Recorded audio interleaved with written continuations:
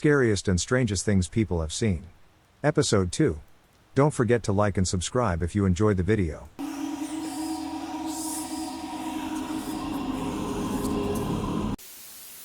Not anything scary, just weird. Last year, I lived in a house in a secluded area with 2 roommates. It was an old ranch-style house that always felt off. Crazy amount of spiders, snakes in the walls, cupboards slamming on their own, footsteps down the hallway, light bulbs exploding. All around a weird house. One day, I didn't have to work and was home alone, watching TV quietly. I heard a loud bang in the dining room, so I muted the TV and listened suspiciously. A few seconds later, I heard it again. And again. I walked to the dining room and didn't see anything out of the ordinary. Right as I turned to walk away, I heard the bang again. I turned back around, looked at the sliding glass door by the table, and saw the source of the noise. It was a squirrel on its hind legs. Arms stretched on the glass, flat hands. He made eye contact with me and hit the glass with his hand again. I stood there in shock as I basically had a stare off with this squirrel. He slapped the glass a few more times and then walked into the tree line and disappeared. I have no idea what or why it happened. One day, I was sitting in the family room watching TV. All of a sudden, I heard a crash in the piano room across the hall. This is a small room with a baby grand piano, and only inches away is an antique china cabinet that was my grandmother's. At the time, there was a thick foam board sitting on the piano, and on top of that was a can of adhesive spray in a bag. When I went into the room to see what happened, the foam board was in the corner of the room on the floor. It looked like it had been thrown. On the wood floor, in between the piano and china cabinet, was the spray can of adhesive in the bag, sitting on the floor as if someone had simply placed it there. The window in the room was closed, so there was no wind blowing through the room. Since the foam board was underneath the spray can, when the board was thrown into the corner of the room, the can really should have hit the glass panel of the cabinet. It's really old glass, so pretty thin and fragile. I've gone through what happened over and over for the couple of years since it happened, and I cannot come up with any rationale for why all this happened. Weird stuff has happened in this house. One night, at about 1 a.m., I was up watching TV in my room. My parents were in bed. Out of nowhere, I heard heavy bootsteps walking down the hall on the wood floor. I was totally freaked out. Me and my cat, who was on my lap, both stared at the door as the heavy steps increasingly got louder. I throw my cat off my lap and stand frozen, frantically thinking, do I go hide in the closet or rip the screen off the window and run out of the house? I was on the first floor, but I'm frozen. I can't move, and I'm terrified. Just as the steps got to my door and someone should be right there, there was nothing. They just stopped. Me and my cat are just starting at the door, thinking, what the fuck just happened? It took me a while to calm down before I could go to bed. I've also got a photo I took of the flooding happening in our backyard one night. When I looked at the picture, there were all kinds of orbs of various sizes all over. It almost looks like there are facial structures in them. It's bizarre. Age 16, 12 years ago, I got back from a school trip to Trier, Germany. After the bus dropped us off, in the middle of the night, I had to ride my bike home. About 2 blocks from home, 2 Escalades with all dark tinted windows, even the windshield, which is illegal in Belgium, were blocking the road. Their lights were off. I saw a small gap between those 2 cars, about enough to pass through with my bike. As I was passing through, what seemed to be a floating baseball bat hit me in the chest, and I fell backwards off my bike. After a while, I get back up, but I notice one of the cars is gone, the other one is now with the front aimed at me instead of sideways like they both were before. I decide to pick up my bike and GTFO, but as I pick it up, boom, the lights pop up, and the engine starts growling and fucking starts driving my way with the clear intention of wanting to run me over. I jumped to the side of the road, and it freaking missed me by an inch. I was 19 at the time and spent the summer days with my best friend at his parents' house in the countryside of Virginia. One particular night, our chit-chatting dwindled down as we were planning activities for the next day, planning an NYC trip, I believe. We were situated in his sister's room since she had the working computer. My buddy was searching for hotels, he came back to me, and I was lying on the floor, facing the doorway that led out to the hall. His sister's room was the last room down the hall, adjacent to the bathroom at the end of the hall. If someone were to use that bathroom, they would have to pass his sister's room first. Anyway, mid-conversation, a little girl in a white dress walks right by the doorway into the bathroom. She must have been 4 to 6 years old. I immediately stood up, and I remember asking my buddy, hey, I didn't know you had people over. I was pretty sure throughout the day that it was just him and me alone in the house. He has a large family, and members will drop by with little to no notice. Being curious, I looked down the dark hall toward the bathroom, and there was no sign of life. No one was there. His next words brought chills down my spine. It's just us here, man. My parents and everyone are out of town. Additionally, and what makes this chilling, I briefly justified that it was a family member that just stopped by with their kid, but this reasoning falls short. He's Asian, along with every member of his family. Korean, to be exact. This girl that walked by was Caucasian, and from what I recall, her outfit, the white dress, was not of the time, early 2000s. Bro, your house is haunted, I said. You're just tired and seeing things. The story became forgotten and never repeated, and we chalked it up to me being tired and delirious. Fast forward 12 years, and my best friend is now married and briefly lives in his parents' house with his wife and new baby. His wife wakes up one night to use the bathroom. On her walk there, she sees a little girl in a white dress in the hallway, freaks out, and runs back into the bedroom to tell her husband what she saw.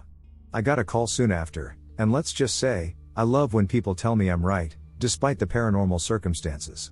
Out of interest, I did a little research. The house was briefly listed for sale, and Zillow revealed the house was built in 1901.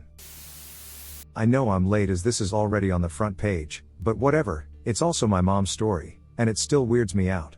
My grandpa died in a car crash on Friday, the 13th. After I was born and still don't remember anything, my mom went to work and left me with my grandma. It was dark early in the winter, and she was coming home from an island where it was really fucking foggy. We are talking Stephen King's The Mist, visibility 10 to 20 meters. She wasn't going fast, maybe 30, when she felt that someone was in the car. My grandpa sat on the co-driver's seat and stared at her. She freaked out, but he just told her to calm down, used the nickname only he used, and finally told her to just stop the car. She did. He told her to look out front. When she turned her head, a train shot past. She was maybe a meter away from the tracks, and there were no barriers or lights that warned of approaching trains. When she turned back, he was gone. To this day, she's adamant that he was there and warned her of the train.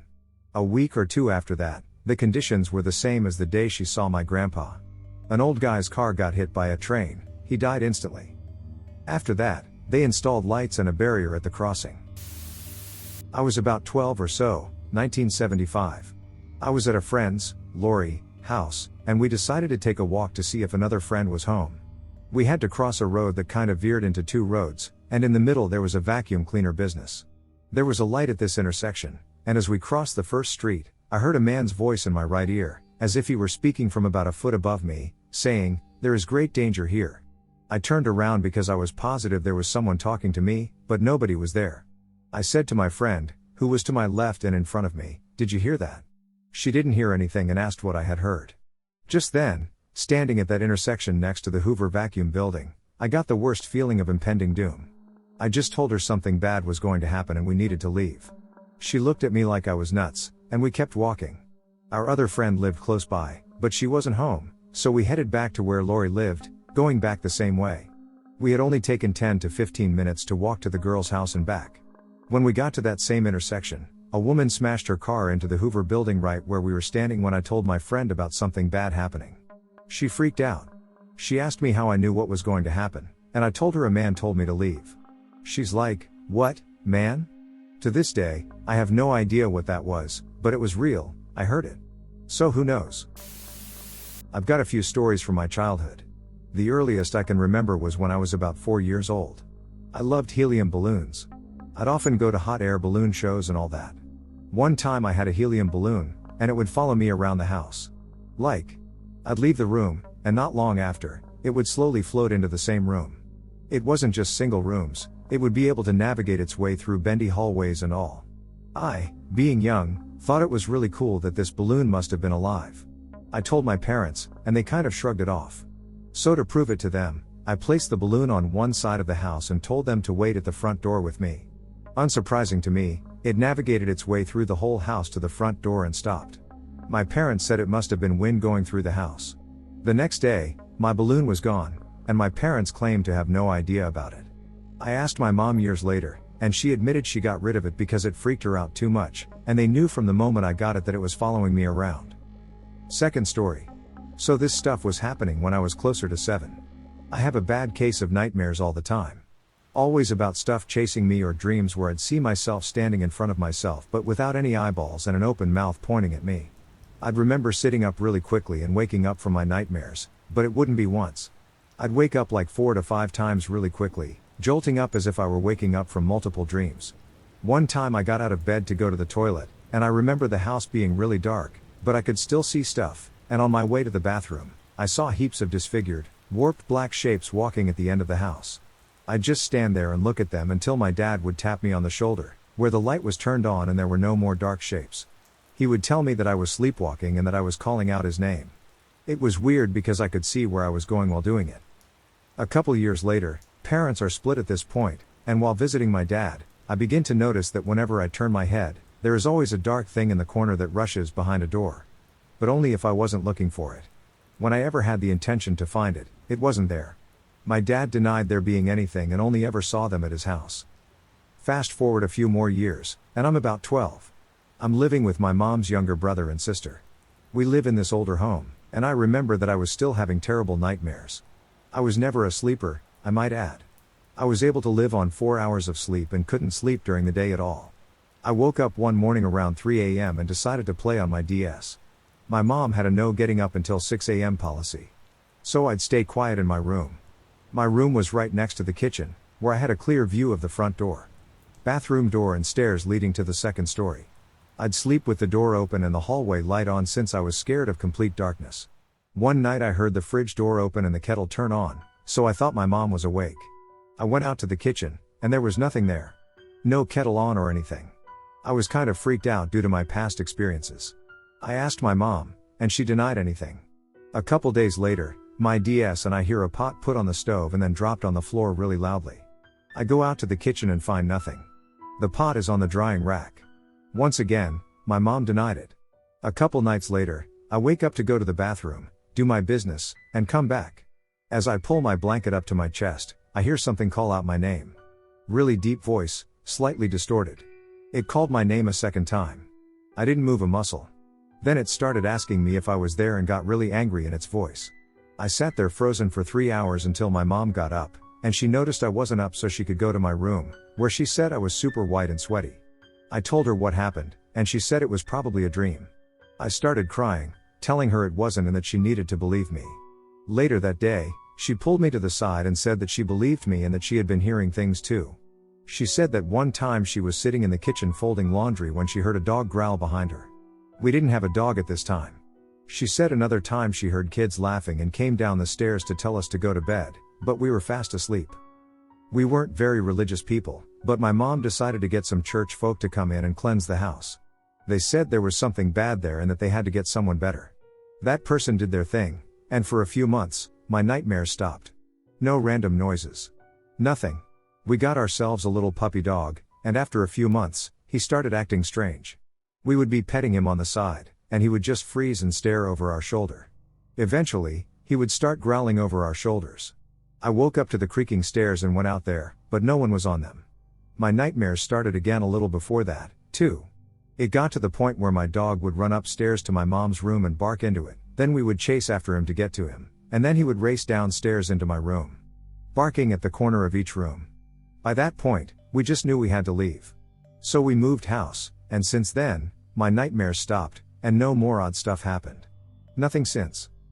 I don't believe in ghosts, but I also wouldn't be surprised if they were real either. I'm always leery of answering this question on Reddit because I always get those people who tell me I'm insane. Don't be that person. I just can't explain this, and trust me, neither can you. When I was a teenager and briefly had a room in my dad's basement for about 7 months, every single night, when I went to bed, lights off, lights on, early, late, didn't matter, when I laid down for bed, there would be a depression of something weighted on the bed that shortly followed. It looked and felt as if an invisible cat was sitting at the end of my bed. I could feel it get on and off. I could feel it walking. I could feel it sitting there. And when I say feel, I don't mean the internal feeling you get when someone is watching you. I mean the literal physical feeling, weight, and vibration of a physical object getting onto a mattress. I was never brave enough to reach out and touch it. I thought I was going insane and was in an extremely religious household, so I knew I couldn't tell anyone or they would immediately think I was possessed by demons. Fuck that. So I just ignored it. It never hurt me, so I never felt a need to get rid of it or acknowledge it at all other than freaking out about it in my own mind. I talked to one friend about it at the time, but I didn't like their mystic answers either. People I've told since have said it was a spirit animal, some said aliens, others said ghosts. Literally, no one knows. Now the finale. My dad, the super religious guy, was afraid to tell me about it because of demons. Years after I moved out, he was having a bit of trouble in his marriage and moved into the room I was in. He started experiencing the exact same thing. Different bed. Even a different room of the basement, it was sectioned off. He said the first time it happened, it was dark, and he literally thought a stray cat got into the basement somehow until he turned on the light. It happened to him the whole time he was down there. And yes, he thought it was demons. I've seen two rather strange things that I can't quite explain. Here's one of them. So our house is built on a hill, so the front of the house is at ground level, but the back of the house is one floor above the ground, as the hill slopes down. On the back of the house is our bedroom, a bathroom, and a hallway leading from the rest of the house by the bedroom to an exit out the back.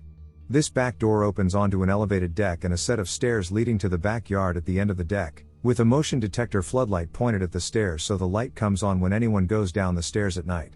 Our backyard is a fair size, with the longest mowed yard, and at the end of it is a strip of land that we just allow to grow up wild. At the end of that is a barbed wire fence, and beyond the fence is a large amount of open pasture land owned at the time by my dad, who rented it out for farmland.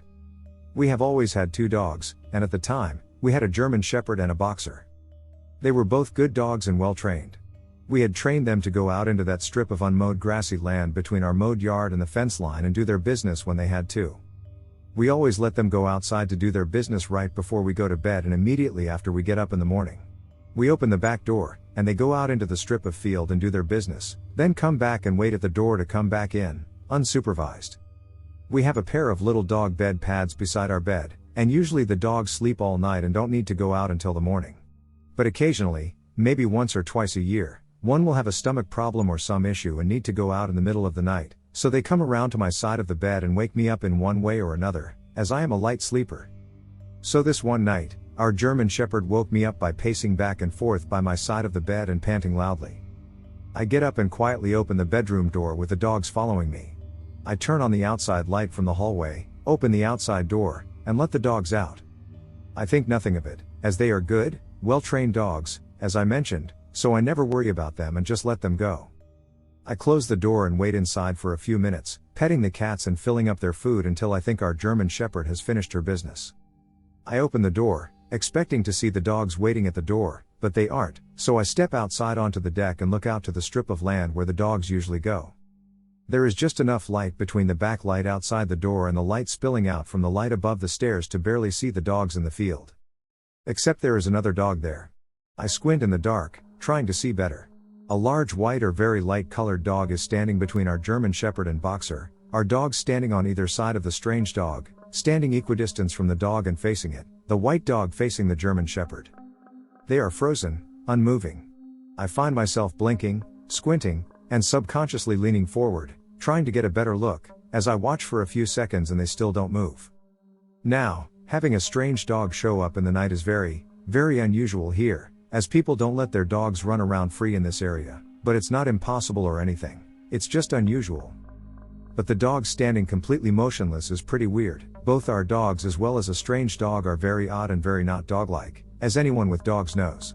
Our dogs would never attack another dog, but the dogs would be smelling each other's asses and probably smelling each other all over, or running around or walking around each other. Maybe our German Shepherd would be barking and definitely running around, or at worst, keeping a distance, something. But the three dogs are just standing there the same distance from each other without any sound or movement whatsoever, giving me such a pause that I just stared, waiting for them to do something. Finally, I backed up into the house, quickly went into the bedroom, grabbed my uber super bright flashlight, and ran back out. Back outside, I flashed the light out onto the yard and at the strip of land, seeing the dogs running back across the yard like they normally do, no sign of another dog. I swept the light back and forth across the yard and field, left and right, nothing. Then I pointed it out into the pasture beyond the fence, as a careful dog could get under the fence if they were careful and maybe lose some fur if they weren't, but nothing.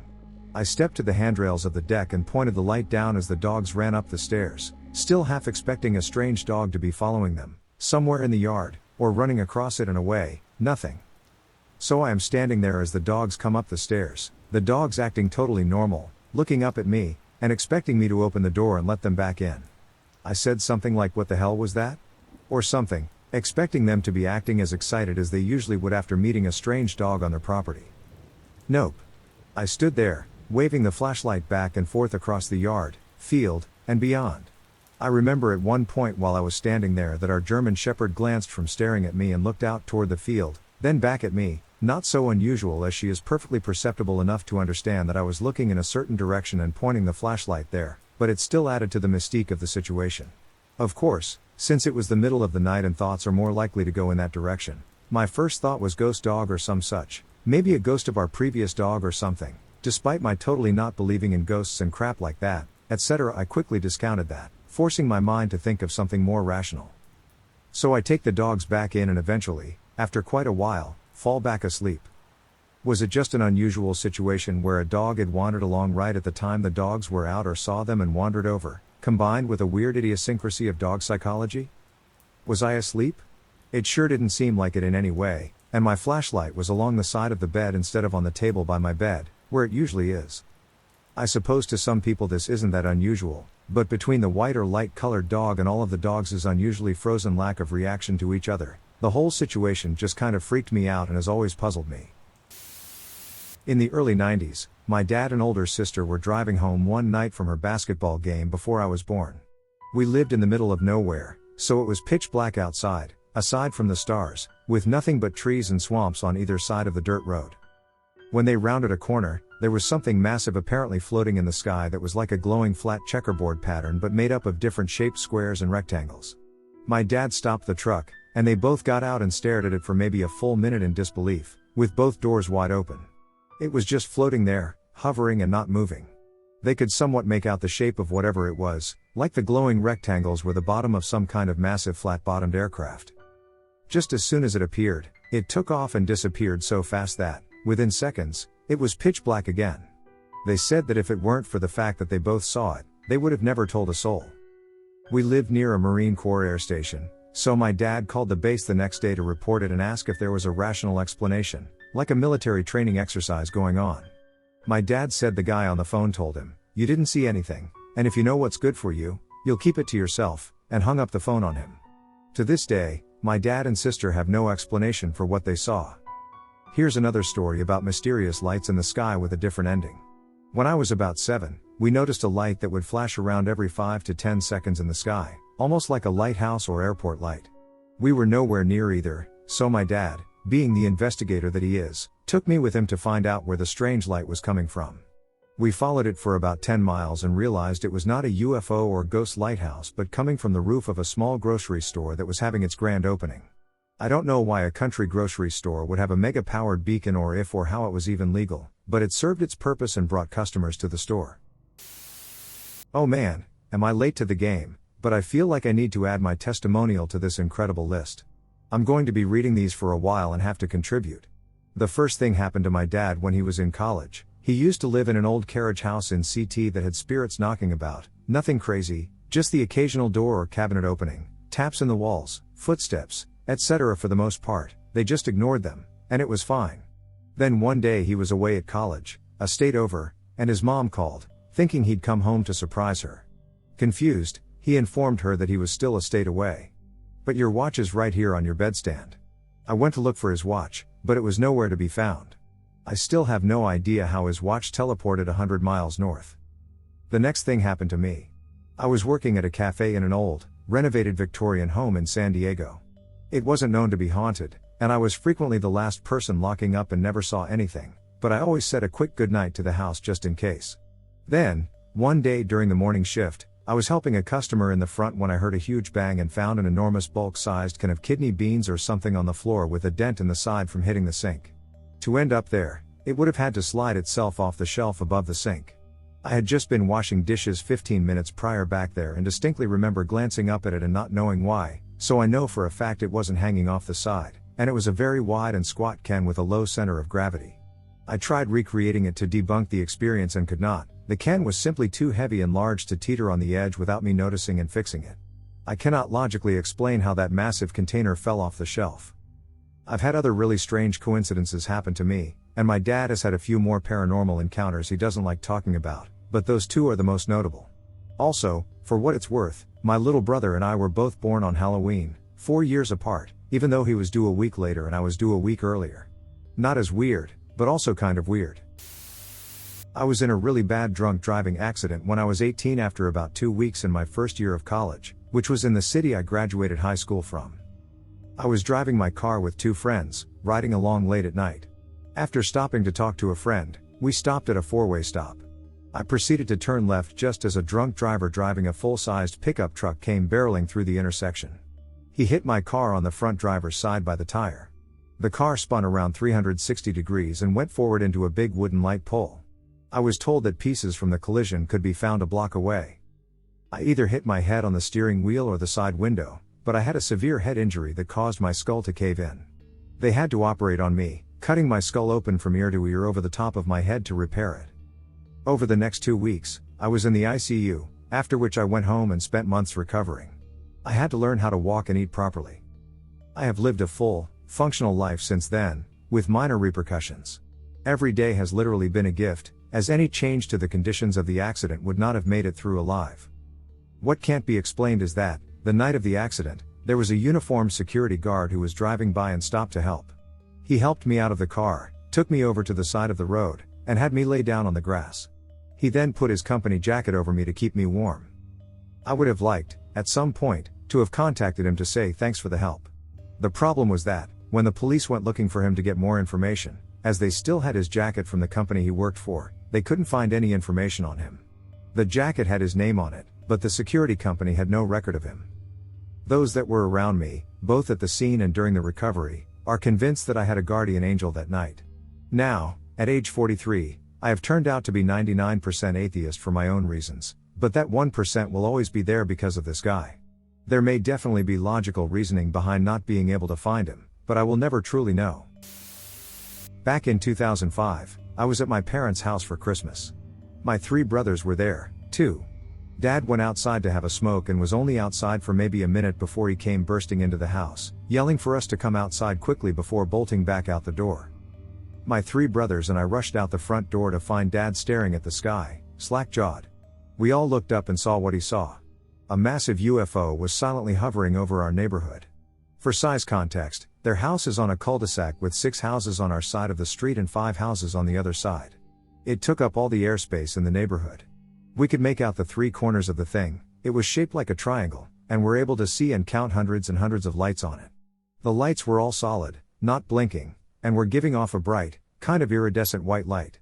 The exterior of the UFO was a metallic dark gun gray color with no visible windows on the underside.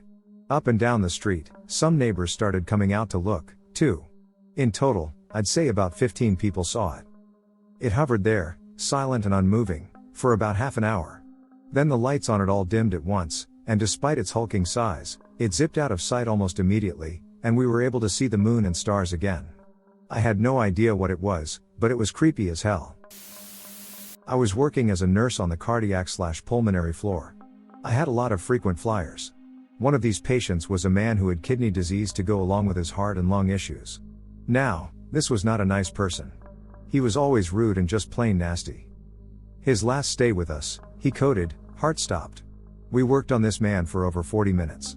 Nothing. I couldn't get him back. We took off his telemetry unit, which constantly monitors your heart, and prepared his body for the mortuary. Pulled his lines. He cleaned his body. Put on his toe tag, etc. This all takes a while. I'm helping the nurse who had drawn short straws that night and had him as a patient. While waiting for transport to come pick up his body, we are all in his room. The doctor, the other nurse, and myself. Talking about just an ass this man had always been. The patient suddenly sits up, scaring us all to hell and back. Remember, he's been declared dead. No heartbeat or respirations for at least an hour. He tells us he was walking down this long hallway. It kept getting hotter and hotter. He says he turned around and came back. We all just look at each other. The doctor checks him out. He's fine. In fact, he's so fine that he no longer has heart and lung issues. His kidneys are fine, etc. He gets discharged and goes home the next day. I see him once more when he comes to visit. He was sweet, polite, and a totally different person. Even his family comments that he's no longer an asshole. Did he die and go to hell? I don't know. I do know that I was glad I didn't have to do his chart that night. P.S. I don't care if you don't believe me. But it did happen. When I was younger, about 12 or so, my parents and brother were at a Cub Scout meeting, which usually ended around 9 p.m. So I was babysitting my 3-year-old sister, had just put her to bed, and was sitting on the couch watching TV. My parents' living room was set up so the couch was pushed against the staircase and the TV opposite. I was sitting in a seat right below the staircase, just enjoying Cartoon Network. I started to hear breathing. Like in my ear. It was as if someone were leaning through the staircase and breathing right into my ear. It wasn't my sister because she sounds like a herd of elephants, and I would have definitely heard her coming down the steps. I was completely paralyzed. I was so scared. I couldn't even cry. I have no idea how long it happened, but finally I heard my parents get home. It literally stopped the moment the garage door started going up. To this day, it freaks me out. My father passed away from melanoma after a difficult battle, and after we went to the funeral home, our family came back to my mom's house to start the mourning process. Someone put on a James Taylor album to break the silence and then turned it off again. I was going to the bathroom and heard the CD player go on with the beginning of a song, "There's Something in the Way She Moves. She looks my way or calls my name. That seems to leave this troubled world behind." And then turned off again. When I came out of the bathroom, everyone was looking around, and no one was near the CD player.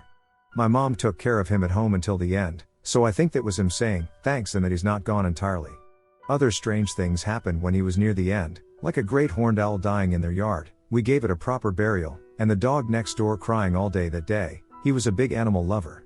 Whether these events were coincidences, mechanical malfunctions, etc., I choose to believe they were signs that this short time we have on Earth is not the end. About 4:15 a.m., just over 12 years ago, I'm walking back from the bar in downtown Buffalo. I come to the corner of Normal Avenue and I can't remember which street, all I know is that it was one of the ones named after a state. Definitely remember Normal, though. I see two guys standing on the corner, and I don't like the look of the situation. It's never good when you see people standing without purpose nowhere near a bus stop, especially at the hour. I'm thinking of crossing, but it looks like they're looking at me, and I figure it better to walk confidently past them with my hands in my coat pockets. As soon as I get closer, I can hear one of them whispering, and I really get nervous. But then I note a sort of rhythm to it. It's a cold night, so I figure he's just muttering under his breath to stay warm. But once I get closer, things get really weird. I can tell both of them are whispering in unison. They're chanting almost. As I cross the street and approach the corner they're standing at, they aren't looking at me.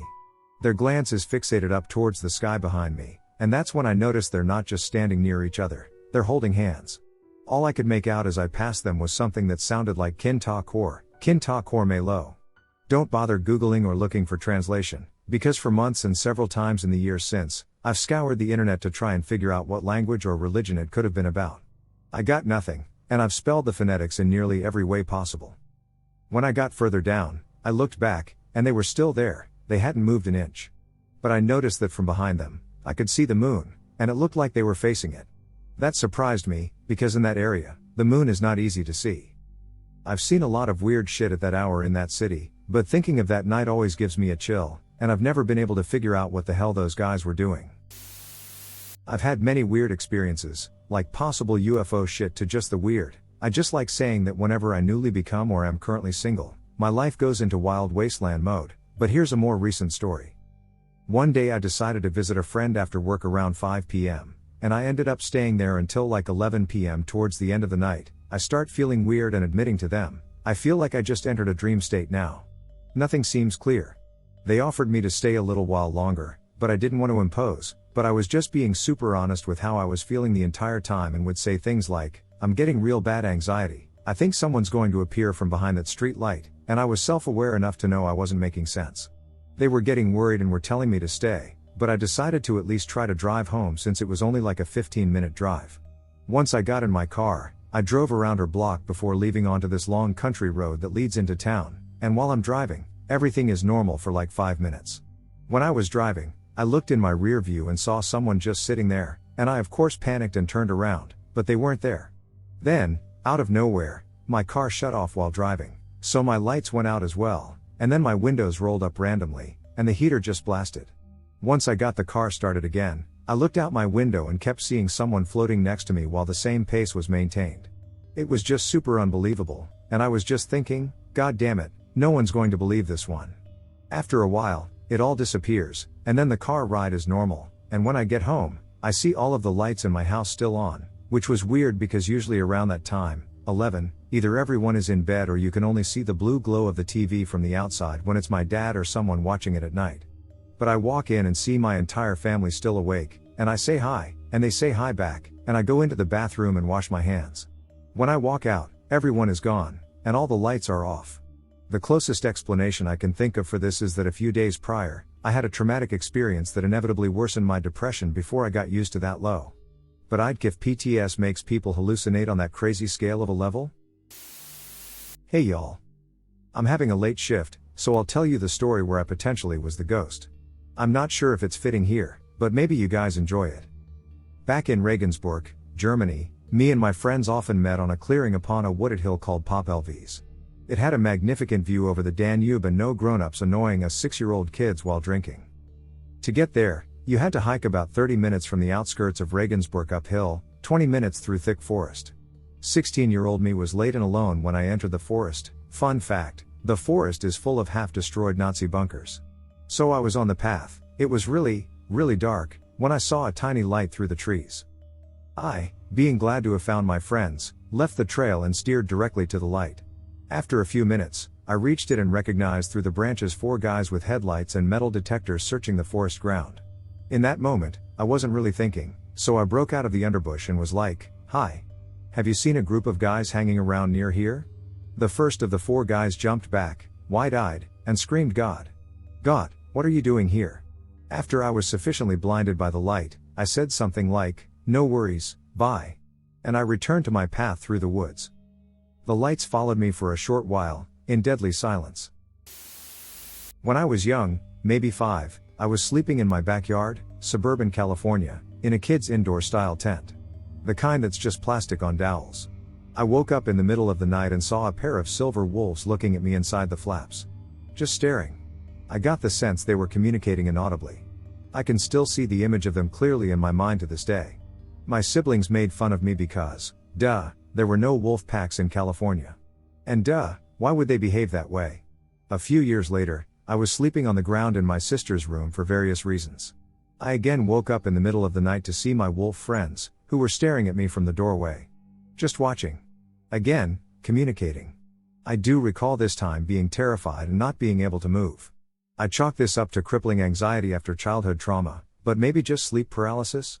Later that day, I came down with a 104-degree fever and tonsillitis. Maybe it was a fever hallucination, but I like to think they were keeping tabs on me. I spent a year on a U.S. Coast Guard Loran transmitting station on Okinawa. This was an isolated duty station at the north end of the island. It was a 1-year tour, and there were about 25 crew members at the station. I was assigned as a Loran watchstander, doing 8-hour shifts. I was on midnight 8-timer watch when I heard a loud bang on the other side of the timers. There were 8 timers in 2 rows, with my desk in between. The timers were about the size of a refrigerator, with scopes and dials on the front for maintaining a microsecond delay on the navigation signals we received and sent. The noise came from the open area behind the timers that had a workbench against the wall where the ETs worked on equipment. Directly behind the A watchstander's desk was the door to the C timer room. To the right was the radio room, and then a door opening to a hall and leading to, as I remember, the garage area. At the end of the building was where the engineer watchstander hung out. Just next to that door leading out was a coffee area with a big coffee urn and a small galvanized trash can under it. When I heard the loud bang, I jumped up and ran around the 8 timers and found that the metal trash can lid had come off the can, sailed across the room, and hit the floor. I picked it up, walked over, and put it back on. I opened the hall door and no one was around, so I rang up the EM3, who was on watch, thinking he was bored and playing jokes to liven up the mid-watch. He answered on the first ring, so it couldn't have been him, as he couldn't have gotten back to his phone that fast. I went back to the desk and sat down, pondering what had just happened, and within a minute or two, bang! It happened again. I stood up, walked around, and there was the lid on the floor. I put it back on the can again and went back to the desk. It then happened a third time. The metal trash can lid had flown 20 feet or so across the room and crashed on the floor. I went back around, picked it up, walked back to the coffee area, and was standing in front of the coffee urn. I heard a jangling sound. The spoons and the water glass next to the coffee urn were standing up and rattling back and forth in the glass. As I reached out and grabbed them, the salt shaker next to the coffee urn tipped over, the lid unscrewed as I watched it, and the salt ran out. I was by now more confused than scared, and I figured I should let the Sea Watch stander know what was going on. As I cleared the row of 8 timers and had a view of my desk, the small plastic paper tray flew off the desk in the direction of the Sea Timer room door and scattered papers all over the floor. It didn't just fall off the desk, it actually flew about 8 as if it were thrown. I opened up the Sea Timer room door, which we were not supposed to do, and told the Sea Watch stander that stuff was flying all over the timer room. He said to call the XO if I was having trouble, but shut the GD timer room door. I got on the phone again to the engineer, who woke up the XO, and told him what had happened. Within a few minutes, he showed up as I finished picking up the paper scattered all over the floor. The XO came in a few minutes later. There wasn't much they could do, so they hung around for a few minutes, looking at me sideways. The EN3 went back to his watch, and the XO went back to bed. Nothing more happened that night or any other night after that. I'm pretty sure that it couldn't have been a practical joke. When I got up the next morning and went to the mess hall at noon for my breakfast, the story had gotten around by then that I was seeing things in the timer room, and I was ribbed by everyone in the mess hall for having been drunk or smoking funny tobacco on watch, which certainly wasn't the case.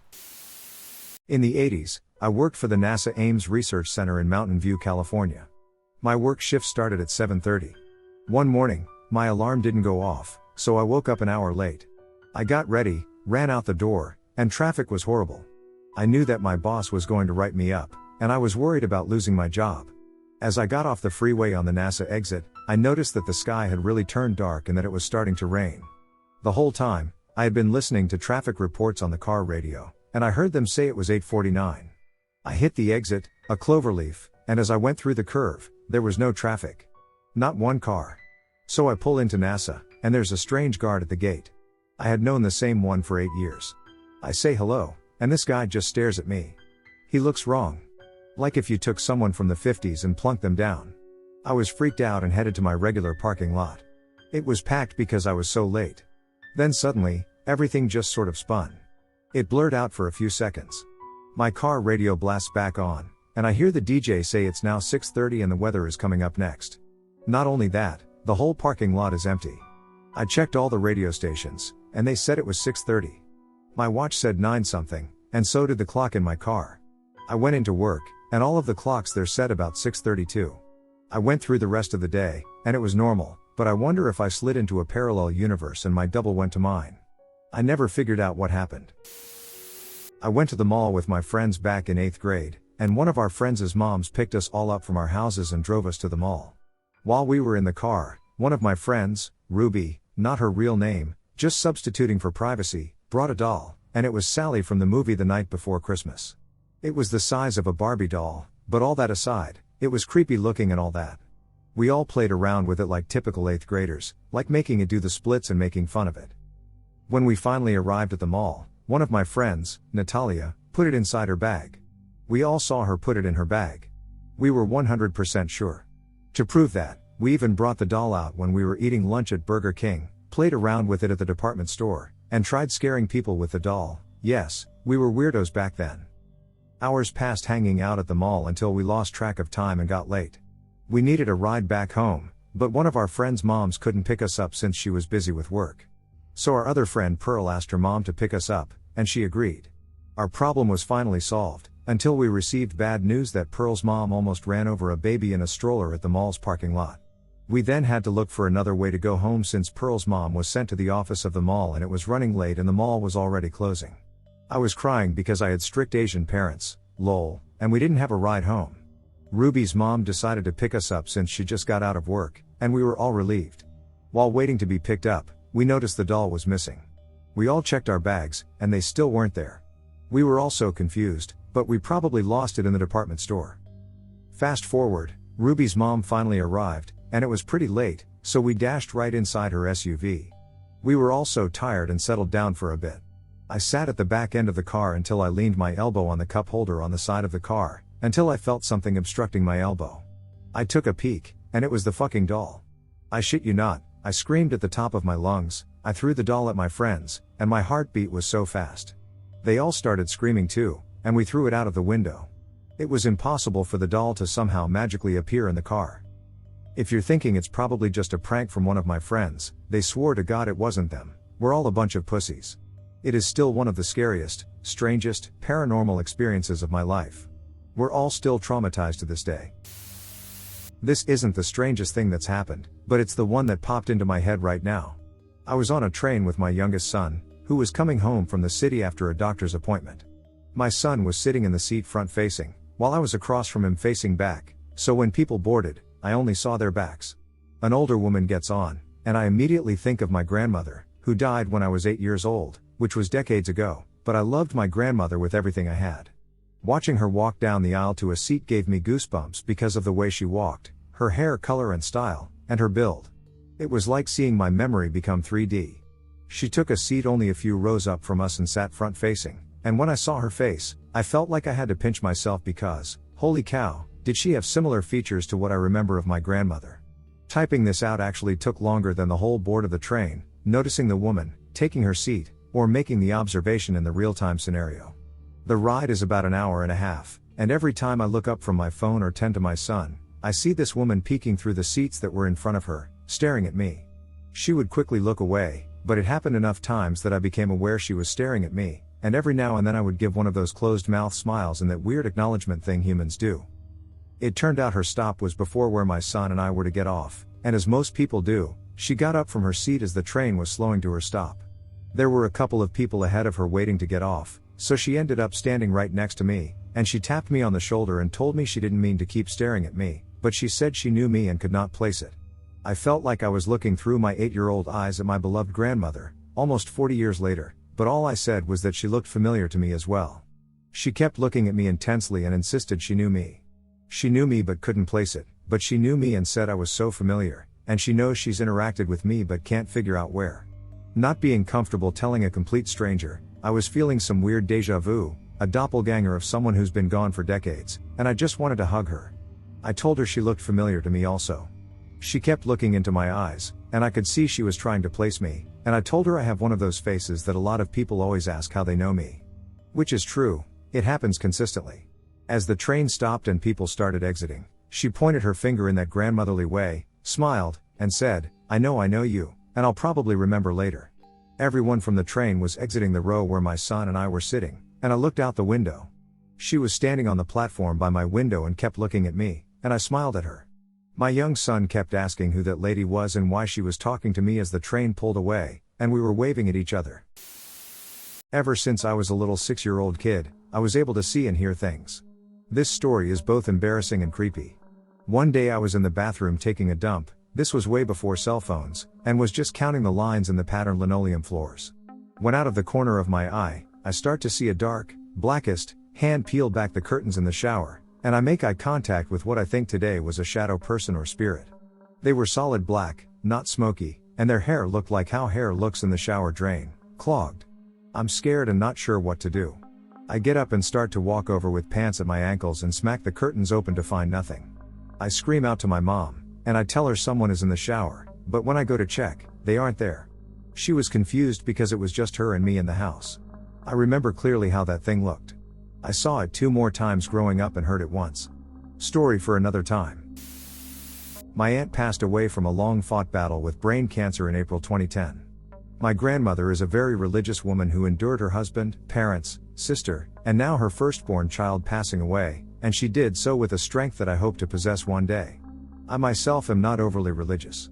My grandmother knows and respects this but will still often speak to me about God and Jesus and how lucky our family is to be so emotionally close to one another, and even though some of them are gone, they're still with us.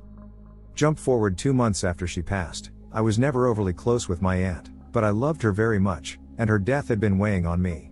I'm at work, standing in a completely enclosed underground parking garage with a coworker smoking a cigarette, just talking about my aunt. Out of nowhere, something hit me dead center on the top of my head and fell between my feet. It was a golden coin with an angel printed on both sides. I had never seen it before, and my coworker was as shocked as I was. We both looked around the garage, but it was obvious we were the only two there and had zero idea how in the world this coin materialized out of thin air. Later that night, on my hour-plus drive home from work, I very narrowly avoided a multiple fatality accident by mere seconds. When I got home and researched the coin, still shaken up, I discovered it was supposed to represent a guardian angel. Believe what you will, but I believe that was my aunt's way of looking out for me and keeping me safe. She was letting me know she was still with me. Now, I never leave my house without the coin, and I have it on me at all times. I like to think it's how she has kept me safe for the last 10 years, and I'll never let it go. I guess this isn't the story about what I saw in the forest that night, but rather what my dog saw. Or, if you wish, what saw me. I love to tell creepy stories, but there's one I only tell if someone asks me about it because they've heard it from someone else. I don't know how well it will translate to text, but here goes. I was out walking my dog in the forest late at night. This is not unusual or freaky, it's something I do a lot and enjoy. It's tranquil, soothing, and just my dog and me. I'm not scared of the dark or the forest, and I have my dog with me. There are no dangerous wild animals where I live, and there are no bigger animals at all. I also do not scare easily. It was a cold day in October, and you could see the stars well, and the moonlight was strong enough to light my path. I have a light, but I didn't need to use it. As I'm just walking, minding my business, happy, and enjoying myself, there is a sensation like if someone had cracked an egg filled with ice-cold water on my head. That's the best way I can describe it. The cold runs down from the top of my head, down my whole body, to my toes, and I am instantly terrified.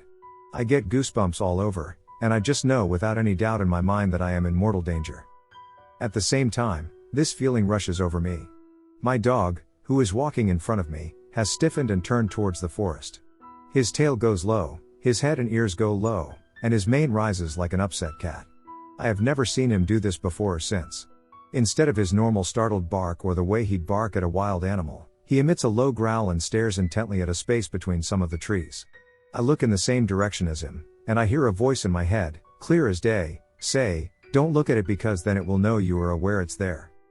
I've heard my crisis situation voice before, and it's always weird, having your brain speak to you like it's a different entity, but I do not need it to tell me a second time.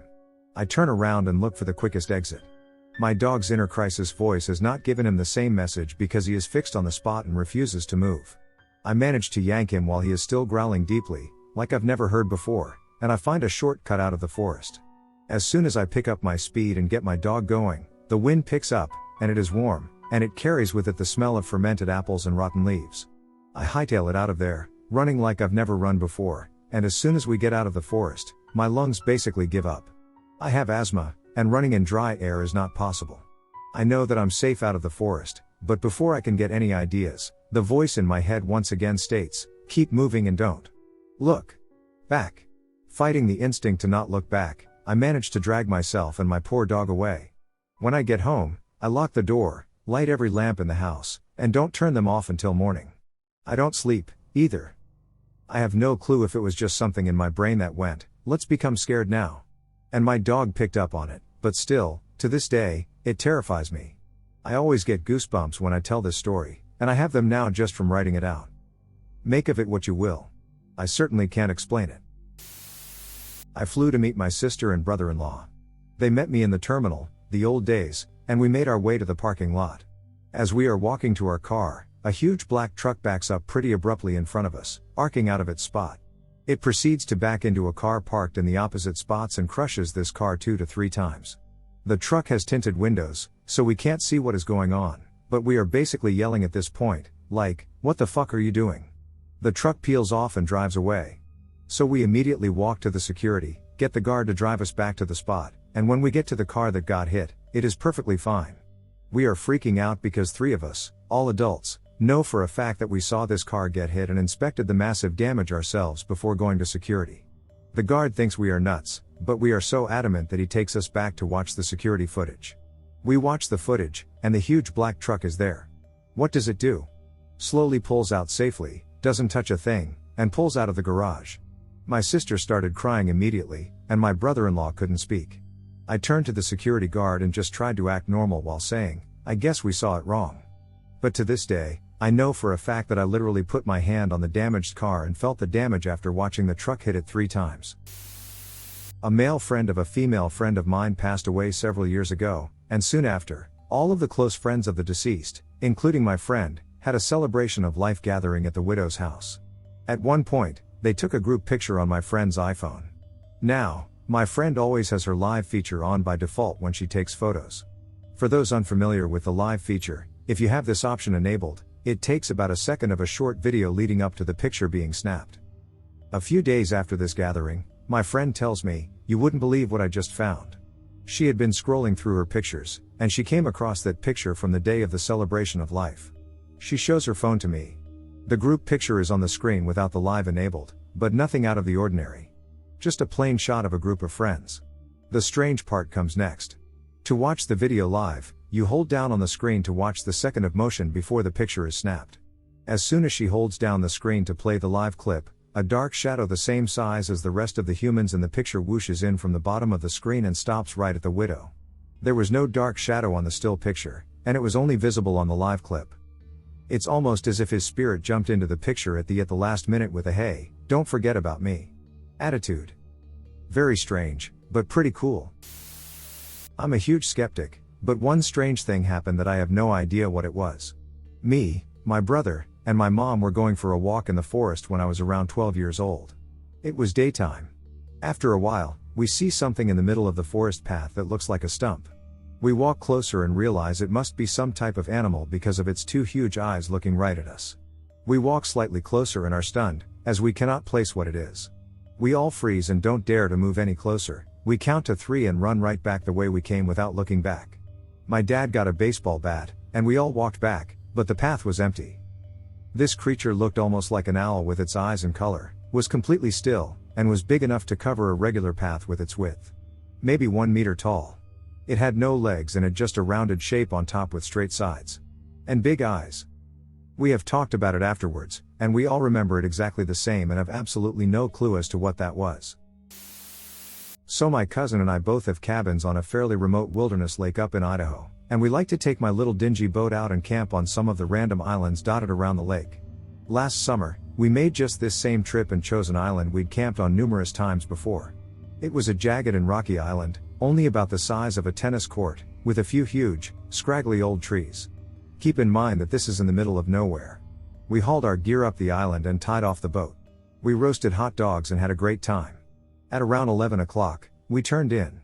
Because the island was so rocky, it would be hopeless to pitch a tent, so we slept in hammocks. At around 1 in the morning, my hammock unexpectedly ripped open and plopped me onto the ground. I'm not a huge guy or anything, so I really have no idea why it broke. I was just sitting there. We had a good laugh about it until we realized we now had to sleep 2 guys in a 1-person hammock. Squeezed in like sardines, we tried to get some sleep. Before we could fall asleep, a blinding white spotlight fell on the island. This thing was huge, and it lit up the whole island. Weirder still, the night was deathly calm, not a ripple on the water, so it couldn't have been from a boat. Besides, the light came from above. We froze in our sleeping bags and sat in the dead silence, blinded by this spotlight. Around 10 seconds later, the light shut off. Again, pitch black and still completely quiet, not a bit of wind or wave from the lake. Needless to say, we got the hell out of it as quickly as we could and spent the night indoors. I still have no explanation for whatever lit up the night sky. I had a dream once about walking through a bookstore with at the time, my best friend, and his girlfriend, who I'm also good friends with. The mood was very somber and sad, like a serious, life-changing event had occurred. The bookstore was large and L-shaped, with 2 floors, dark green accents, dark wood handrails and bookshelves, and a large glass wall overlooking a downtown or large city area. We walked around and looked at books without saying anything. 6 months later, my best friend's girlfriend had a suicide attempt. And I hopped on a plane to go visit them and provide support to our best buddies. They'd moved across the country after high school, and we'd never visited them before. We hung out for a few days, provided support for friend number 1, and visited friend number 2 in the hospital every day. Then, after a few days, she was discharged from the hospital. We walked to pick her up, walked downtown, and entered that exact same fucking bookstore. It blew my mind. All of the details were the same group of people, the same dark green color, dark wood bookshelves and handrails on the stairs, the same building layout, and a big window wall overlooking downtown. And of course, the same somber, bummed out mood. I was speechless. I don't even believe in stuff like this. My logical side wants to believe that my brain concocted a false memory of a dream on the spot, but I remember even telling my ex about the dream the morning after I had it. Fucking bizarre. Also, my friends are doing great now. She got the help she needed. Alright, this is going to get lost in the 14K comments, but here goes anyway. When I was like 10 to 13, I was in a soccer league, and one day, for some reason, we were having practice really late, and it was already dark out. The field we were practicing on that day was also right next to a heavily wooded area on two sides. At one point, our coach tells myself and a girl on the team to go to the end that was right by the wooded area to practice defending, and at about that same time she notices something over in the woods. She said later she couldn't make it out clearly, but it was something decent sized on four legs, and she assumed it was a deer and it would just run off. As we got further away, though, she kept watching it, and it started creeping closer as we walked closer to it, and eventually it stood up on two legs. She immediately screamed at us to run back right now, which we did, and it ran off. Practice ended right there, and we didn't have any more late practices. The other one that comes to mind is a series of recurring nightmares I had as a little kid. There was this dude I called the man made out of wood who looked like the stick bug from A Bug's Life but was a little creepier and had two heads. Nobody knew where these nightmares came from, myself included, especially considering I loved the stick bug guy from Bug's Life. It would be an ordinary dream, and then someone would either vomit or find vomit on the ground, which seemed to be the sign he was coming. Right after, he would show up and kidnap me, and that's always where the dream would end. This went on for a rather long time, and then I eventually learned how to control my dreams just a little, and after one dream where I forced it to change so I could get away, I never saw him again. Fast forward about 15 years, and I'm visiting this nice older couple, the wife being from Austria, if I remember right, on Halloween. She's very Austrian at heart and loves to decorate, cook, and do everything in her favorite traditions. Well, I walk in, and hanging right in front of their door is this life-sized figure. It was a man made out of wood, down to the last detail. I think I asked about it, but I don't remember what they said, but either way, it still creeps me out. I've had a couple weird experiences. Once, I was in 7th or 8th grade, and me and two other girls were ambassadors to help the 6th graders transition smoothly. We were at one of the girls' houses making macaroni necklaces. No one was home, it was literally just us three girls. We had the front screen door open, but locked. The three of us were sitting on the floor in the living room, and as clear as day, someone said my name. I froze, and the other two girls froze. One of them looked at me and said, "Who said that?" We all freaked out. There was no one home, and we even looked out the front, and there was no one walking down the street. It was so weird. Another time, my parents and I moved into a new apartment, and in the process, we got rid of a lot of stuff and also bought a lot of new stuff. A couple years before we moved, my mom had bought these glasses from the dollar store, and they had fruits on them with the name written under them. She bought 4, and my dad broke 3. When we moved, my mom got rid of all our glasses and plates. She wanted new matching stuff and figured it was easier to pack. We'd been in our new apartment for a few years, and we decided to change the cupboards around. While taking out all the cups and plates, we found that one fruit glass. No one knows how it got there, and no one has seen it in all the years since we moved. It was so strange. This last one is way creepier and a whole lot less explainable. When I was in high school, I had a boyfriend who moved to Tonopah, Nevada. Long story, so that summer, my dad and I took a road trip and headed out to go visit him. Fun fact about my dad and me, we love ghost stories and paranormal shit. So on our little road trip through Death Valley, we decided to have a full father-daughter adventure.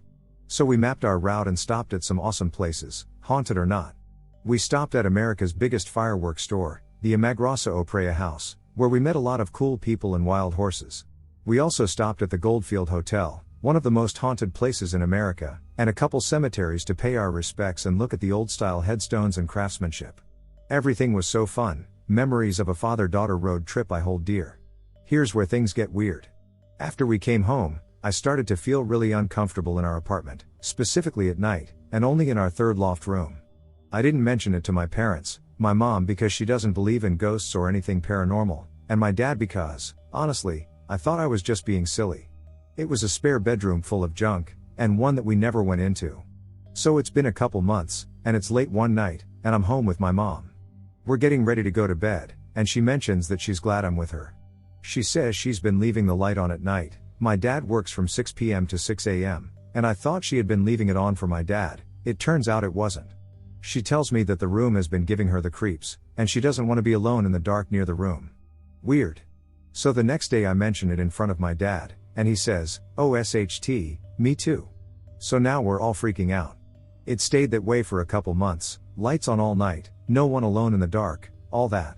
My dad and I decide to go on another road trip over Christmas and break back to Tonopah to visit my boyfriend. As we're walking out the door, my mom says to take him back with you, so my dad and I joke around and start naming off all the places we'd been the first time, and then we left. My mom called us the next night, and you could hear the happiness in her voice. She told us that she couldn't feel the intense fear anymore and that she even turned all the lights off the night before. When my dad and I got home, we couldn't feel the heavy presence anymore either. It was so weird and completely unexplainable. It didn't happen to me, but instead a very close friend, worth sharing as it's mad and I was present for the video, you'll understand shortly, and the drive later. So, country lane, driving along at around 50 to 60 miles per hour, which is standard for a country lane, or 90 if you are Ed Sheeran. If you don't know about UK country roads, they are no wider than a single car in some cases, have ditches either side, and usually have posts to stop you from veering off track. Also, most country roads don't have lights either. Picture the scene: a driver, driving at speed, goes around a corner to be presented with a tractor coming in the opposite direction, covering the entire road. UK tractors are huge.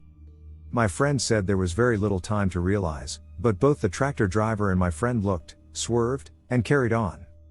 My friend, shaken, stopped at the next junction, thinking, how the hell did I not get hit, not veer off into a post, and what about the ditch? Why am I not in a ditch? He comes back to the office, dashcam in hand, visibly shaken, white as a ghost, and eager to plug the dashcam into their PC to see how they managed to still be alive. Plus, we all wanted to see. Here is the bit that none of us can explain. The dashcam shows footage up to the corner, you see the tractor, then nothing. Completely blank screen, no sound, no picture. Around 5 seconds of blank screen, no sound, and then video and sound again showing the clear road ahead, followed by them stopping at the junction.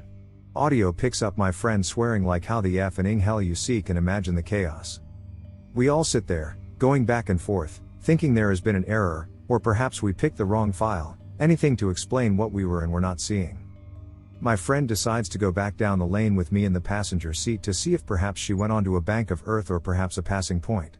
I had a copy of the video dash cam on my phone, just so we knew the exact spot where she supposedly passed the tractor. We get there, and no bullshit, there is nowhere that either the tractor nor my friend could have gone. They should have either crashed into each other or my friend should be upside down in a ditch in her car. So we figured, let's try and trace the tractor to a farm, just going by what little dash cam footage we had. We checked around for farms, found one or two, and yes, we also found the tractor. I spoke to the farmer, and I shit you not, he said, the tractor hadn't been out that day as the driver for that vehicle was off with sickness. We just can't explain it. This happened a couple years ago. My boyfriend at the time and I were celebrating our first anniversary.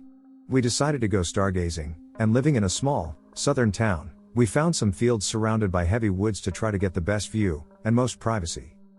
The road to the fields was just gravel and dirt, and it was pitch black. We swore we saw taillights way down the road not long after getting on, but we figured it was some other high schoolers doing stupid stuff. When we got to the field we were going to stop in, he turned off his headlights, thinking we'd find the other kids, because odds would be we knew them, to mess with them. While driving through this field and looking through the open window, I saw a figure in the grass, and it just gave me the most uneasy feeling to look at it. It almost looked like a person crouching down in the grass, hiding or something. I asked if he saw it too, and he said yes. He assumed it was whoever the taillights belonged to and swung back around so that the truck was facing it. We could both see it, not even 10 feet in front of the truck, but it hadn't moved at all. He turned his headlights on, planning to scare the shit out of some poor kid, but there was nothing there. There weren't any trees or bushes there either to explain the shape we'd seen. He turned his headlights back off again, and it was still gone. To this day, I have no clue what exactly we saw, but a ghost is the only thing that makes sense to me. We did not end up stargazing that night and instead hightailed it back to my house. I have two that I still think about to this day. I was around 7 to 8 years old. I was staying with my grandmother and her dog on a Saturday. I would sleep in her room with her and the dog. The room was on one end of the apartment, and the hallway leading from it had rooms on the right side and the kitchen to the left. The hallway led to the dining room and living room. The phone rang, and my grandmother asked me to get it, as she figured it was my mom checking up on me. This was the only phone in the house, and it was a pink dial phone that was placed on an old chest box. The chest box was adjacent to the living room furniture, which included a couch and 2 armchairs. All 3 pieces of furniture were cloth that reached the floor perfectly, covering a gap between the ground and the furniture. I have night vision problems and I'm also not a savage, so I turned on the hallway lights on my way to pick up the phone. The armchair closest to the phone faced away from the phone and was at a distance that I could lean back on it and the cord would still reach. So I pick up the phone, and it's my mom. As I'm talking to her, I lean my back against the armchair, and as I'm talking to her, I feel a hand grab my ankle from under the armchair. My mom noticed I stopped talking, and I told her grandma was playing a trick on me, but I wasn't scared. The grip got tighter around my bare ankle, and I heard the dog start barking loudly from my grandmother's room. Then I heard my grandmother from her room ask who was on the phone. I started screaming and trying to kick off, but couldn't get off at first. I threw the phone to the ground and ran to my grandmother's room. I have no explanation, and neither did my grandmother. In first grade, I had this kid on my bus route that I would never see in school. I'd always just see him in the afternoons getting on the bus in the same uniform as me, and he would stay on the bus past my route. After a while, I have no idea how long, we would talk about our day, and he told me about how he knew magic. He would always show me what, as an adult, I now know were sleight of hand tricks. But he had this one trick he showed me. He could make fire from snapping his fingers and would stay there for a few seconds. I remember thinking it was a match or a lighter, but I would never be able to catch it. I kept asking him to show me, and he finally did.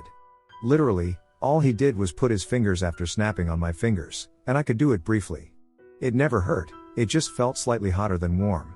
I just remember that for some days on the bus, I kept doing it, and he told me not to do it too much. I accidentally put my hands too close to the side of the bus, which had a gray cloth interior, and left a burn mark on it. The next day, he wasn't there anymore, I couldn't do it, and I never saw him again. The burn mark stayed there for years, and I never got an answer. My aunt worked at the school, and when I was in 5th grade, I went with her to help her switch offices and saw the bus driver. I went and peeked through the window to the spot where this kid and I sat, and the burn mark was still there. My girlfriend and I were going to MX for a girls' trip, and we were both packing. I had laid out the clothes I was taking and folded them on the end of my bed, and I wanted to take along a matching set of earrings and a necklace. I looked up and down for the necklace everywhere. I even called my girlfriend to look for it at her place. Since she lived down the block from me, we spent a lot of time together. So then she comes over and helps me look at my house. Neither of us can find this necklace. But we have errands to run before our flight leaves the next day, so we hop in her car and do them together. We come back to my house and proceed to go upstairs to my bedroom and drop off the things I had gotten for the trip when I noticed there is the necklace, on top of my neatly folded clothes. My friend and I had full body goosebumps, and both of us looked at each other and knew exactly what had happened. Somehow that necklace got teleported. It sounds crazy, but there it was, and the only explanation I or either of us have is that someone or something put that necklace there. My mother and father had recently passed about 2 years prior. We both think it was either my mom or another type of energy that brought that necklace back from wherever it was and put it in plain sight on my folded clothes for my trip. The rest of the few pieces of jewelry I was planning on bringing on that trip were already packed in a small jewelry bag. To this day, I cannot explain how or who brought that necklace back while my friend and I ran out for a few things for our trip the next day. Since that happened, I have been able to find all kinds of lost objects by just asking the universe or sometimes Saint Anthony, finder of lost objects, if you're Catholic, and almost 100% of the time the object is found within hours. Many times it will just appear somewhere or I'll stumble upon it. But nothing has ever happened like the necklace. That was by far the most eerie and unexplained thing I have ever encountered. The fact that my girlfriend was my actual witness made it even more eerie. Had it only been me, I'd never feel able to tell the story and know without a doubt it was some sort of spirit intervention. Okay, this happened recently, but me, my cousin and my older friend were staying the night in a camper. We were just fucking around until it was like 2:30 a.m. We were just going to do an all-nighter. At 2:45, my sister and the cousin's sister came out of my grandparents' house, and we opened the door. It smelled like gasoline and burning meat. Next thing we saw a green light in the sky, and right after we yelled at them to go inside and lock the doors because we were scared as fuck. We kept the door locked and checked to see if the smell was still there. It was. We could not sleep. We kept on contemplating. Was it a firework? It wasn't. We would have heard an explosion. We thought it was a meteorite. This was like 3:16 a.m. We were just scared shitless, and dogs from neighbors' houses as well as my grandparents' dogs wouldn't shut up, but we survived, and I have no fucking clue what that thing was. This happened, on June 28th. My husband and I were living just outside of London way back when. One night, he goes out for drinks after work with some coworkers in the city. This was a super common thing for him to do, so I told him to have fun, and I wouldn't wait up. At 12:35 a.m., I wake up in a cold sweat, and the first thought on my mind is, I have no idea where he went out, and I wouldn't know what to tell the police the next morning when I called them to say he was missing. At the exact same time this thought flies through my head, my rational brain kicks in and tells me I had a bad dream, and don't worry, everything is fine. But the feeling is overwhelming. So I call him. He picks up. Don't even say hi, I just blurted out, "Are you okay?" He says no, he isn't. He got lost looking for a cab, and he is in East London. He stopped to ask some girls for directions, and then these three guys from across the road started heading towards him. The girls tell him, "You'd better run." So he does. I called just as he ducked into a 24-hour kebab place. The owner locked the shop, and they waited until the guys left. I stayed on the phone and got as much information as I could from both of them. The guys left when they found the door was locked after banging on the windows a bit, but my husband was still very freaked out. As soon as these men left, it suddenly dawned on my husband that I had called in a panic, asking if he was okay, and I shouldn't have even known that was happening. The only way I could explain it was that I felt his fear. Anyway, weird. I have a sister who is 6 years younger than me, and when she was 3 to 4, she had an imaginary friend. They did the typical things, you know. Playing together, we asked for a plate to be set at the table so Daniel could eat with us, buckle him up in the car because he's coming, and all that. We used to have bunk beds back then, and she got really good at climbing the steps alone, so when my mom was in the kitchen cooking or cleaning, she would take the stepladder off and lock it in the closet. But sometimes I would go looking for my sister or my mom, and she would be on the top bunk bed playing with all her toys. We would ask her how she got up there without the steps, and she'd shrug and say Daniel helped get up here.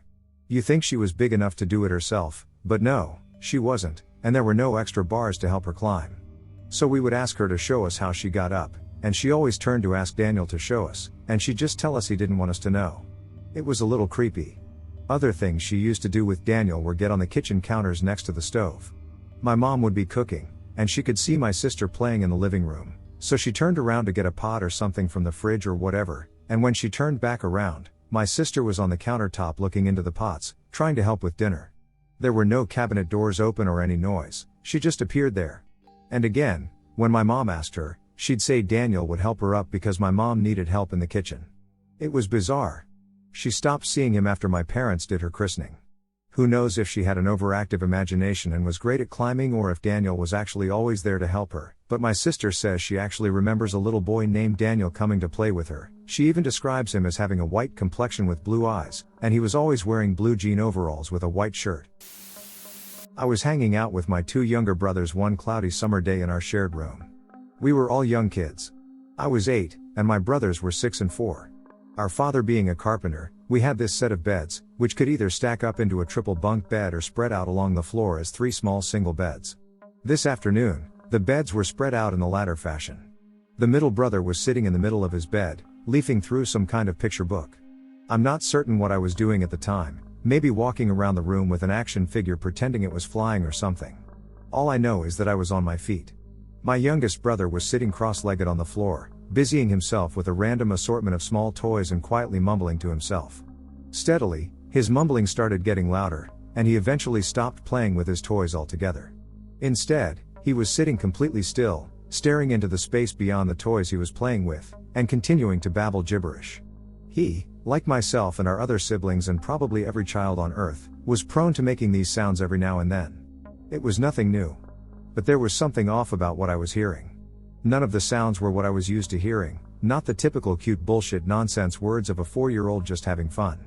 They all seemed so random, harsh, and deliberate. And he was just sitting there, staring ahead with a blank expression. Fully alarmed and becoming more scared by the second, I call his name and try to snap him out of it. He immediately fixes his 1,000-yard stare on me and slowly stands up, all the while continuing to babble these strange nonsense words. I looked over to my other brother, who was intermittently looking back and forth between him and me, not bothering to say anything but obviously puzzled.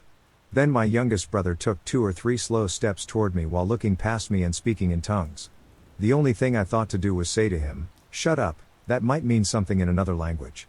Immediately after those words left my mouth, I shot my attention to my other brother and watched the foot of the bed he was sitting on raise up a couple of feet. As he sensed that he was inexplicably lifting at a tilt, he screamed, and the bed dropped back into place. Our youngest brother went back to playing on the floor, this time in silence. My other brother and I were left staring at each other. Throughout the years, we checked back with each other just to make sure it actually happened.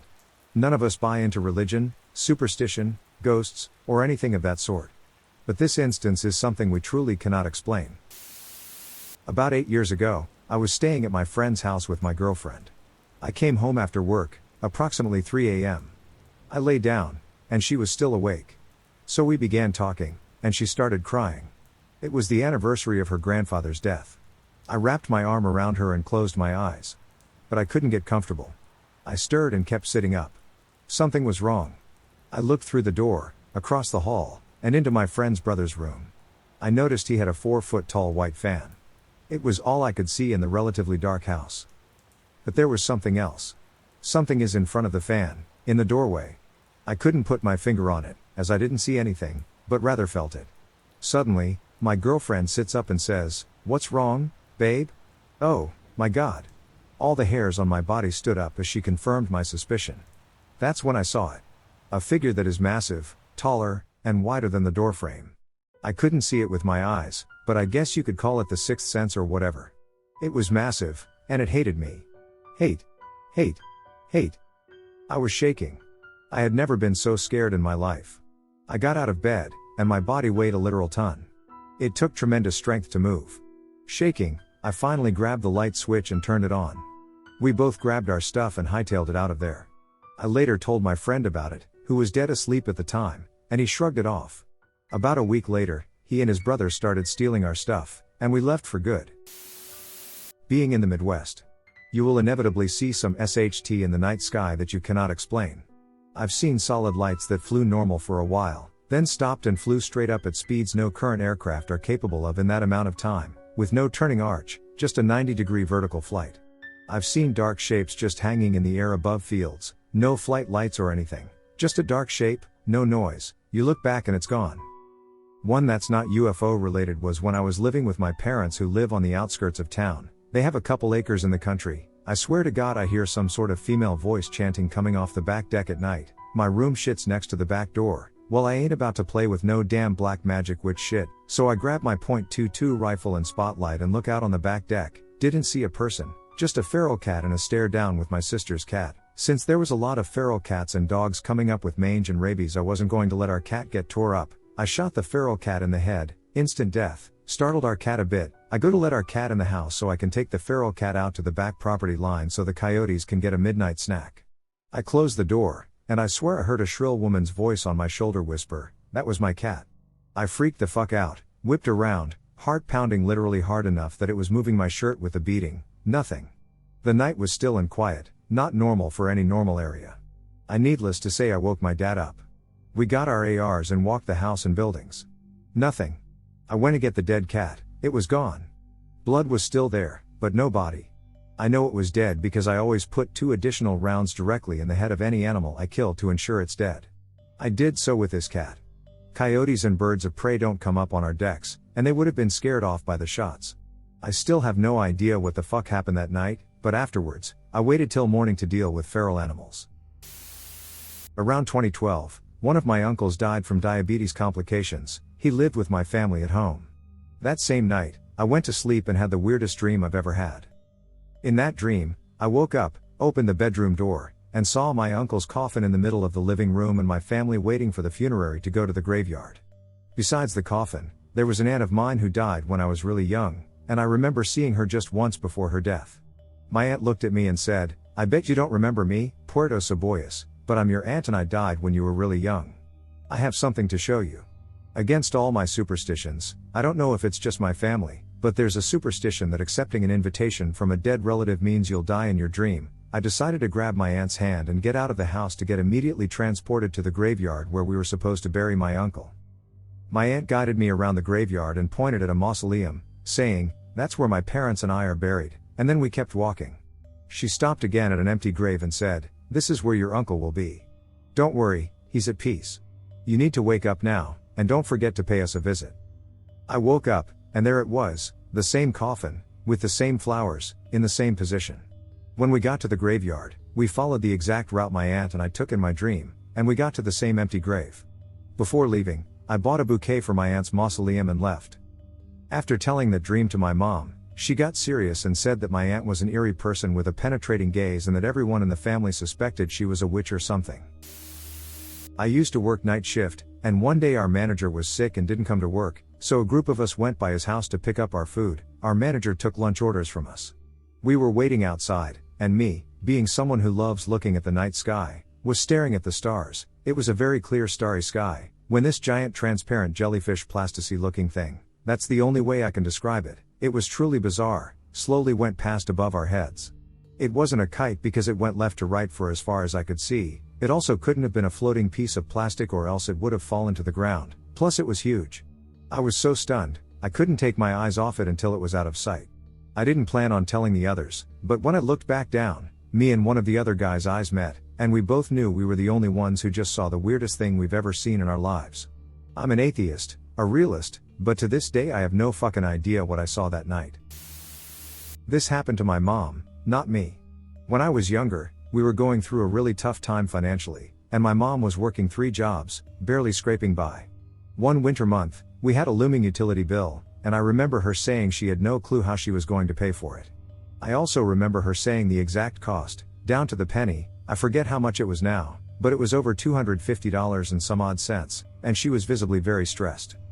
A couple of days before our power was to be shut off, my mom went to the store to get some food or other prep for our upcoming powerless stretch, and once she got near her car, she found a shopping cart with what looked like an envelope in the cart's child seat. She looked around to see if anyone was coming for it, and after a few minutes, she took it into her car and opened it. It was filled with exactly the amount of money we needed for our utility bill, and I mean down to the exact number of cents. I remember her coming home that day looking a wild mixture of frightened and ecstatic. I still have no clue how or why that happened, but it blows my mind to this day.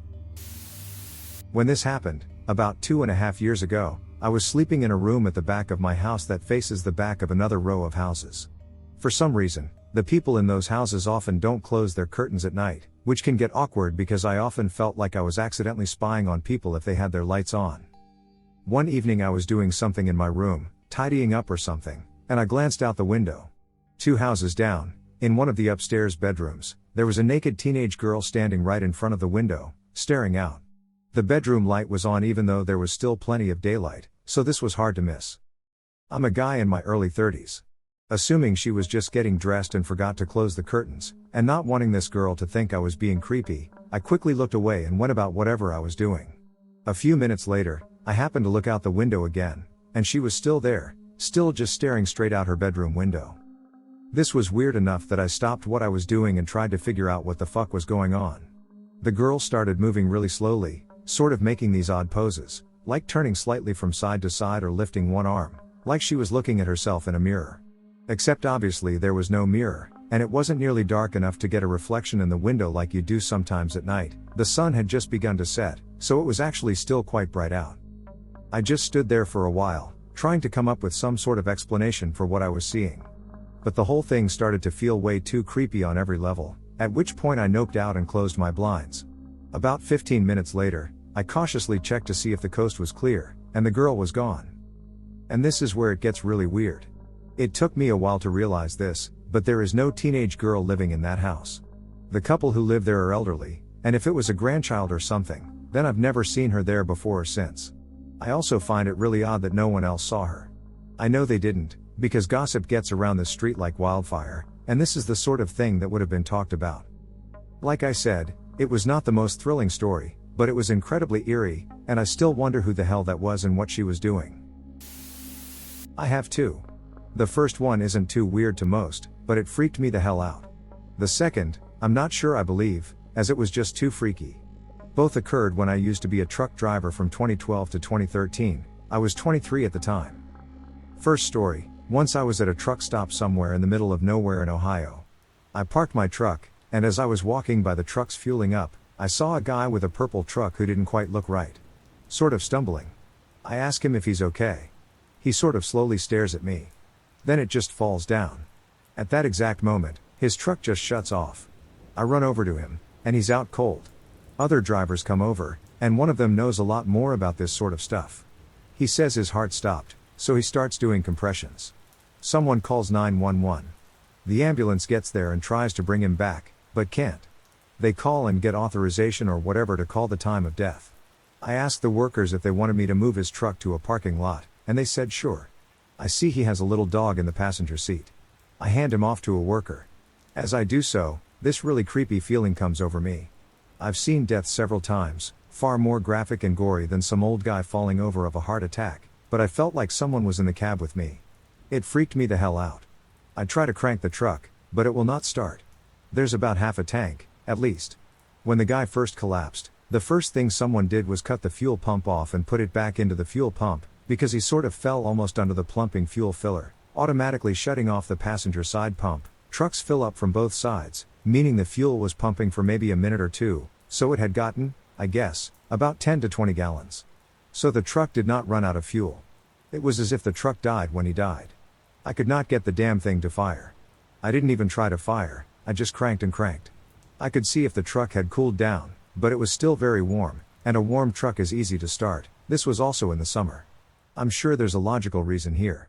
It just sort of freaked me out that the truck died at the exact moment its owner literally died. I told them it wouldn't crank, call a tow truck, and I got the hell out of there. Second story.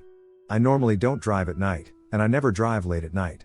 It was winter time, but no snow or anything, probably around 8 or 9 p.m., so it had been dark since around 6 or 7. And I'm driving along a fairly straight stretch of road somewhere in Oklahoma. Visibility was pretty good, and I could see pretty far ahead of me. All of a sudden, I see what looks like a black dog jump from somewhere off the right, across to the left lane, then dart back in front of me in the right lane. It looked like a big dog, maybe a Great Dane? It actually reminded me of a Batman dog from the animated series, but moved like a panther or something abnormally quick. When it darted back in front, I braced myself. You are taught never to swerve for an animal or even another car, to just apply the brakes and ram whatever the obstacle is, as ramming a car is better than flipping over and crushing a car, 80,000 pounds loaded. I didn't have time to brake, but I hit whatever it was, hard. The front hood appeared to flip up, blocking the windshield for a moment, and then flipped back down. Keep in mind that truck hoods are hinged at the front and flip forward, like a '94 Corvette. I heard the distinct sound of the glass turntable in my microwave slam and rattle around from the impact. At this moment, I figure it must have been a bear of some kind, and a dog isn't going to crush my front end like it seemed to do. The impact has slowed me down a bit, but my first thought is that if that was a bear, there may be more, so I keep speed. The hood seems stable, and the steering feels fine, so I don't think there's steering or suspension damage. The lights are still somehow working, and all my gauges are showing fine, so I throw on the hazards, keep moving around 30 miles per hour, and keep my eyes glued to the temperature and air pressure gauges. I figure if I'm leaking coolant, I have like 20 gallons in the system before I run out. I get on the CB and yell out that I think I just smashed into a literal black bear on the highway. Saying bear on the CB usually means a cop, so you specify a literal black bear, and to watch out for either more or its dead body on the highway. One guy says he had just seen a black dog, and he almost ran off the road. I tell him that's what I just hit, but it blew apart my front end, and I think it was either a really fast bear or maybe a panther or mountain lion. The next truck stop is about 5 miles away. I make it there, pull into the pumps, and assess the damage. Nothing.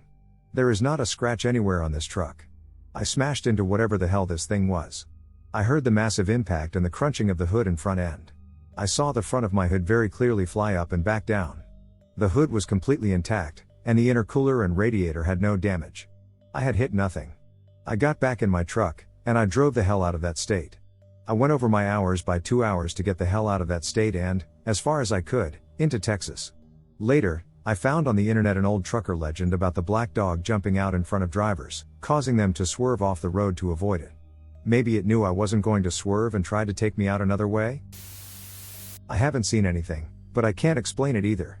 7 days after my grandmother's passing, I went to her house with my 4-year-old nephew to grab some of my things that happened to be in her house.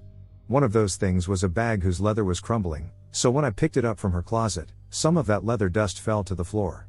My grandmother was the type of person who thinks that if you make any mess, you have to clean it right away. You are not supposed to let it sit there for ages.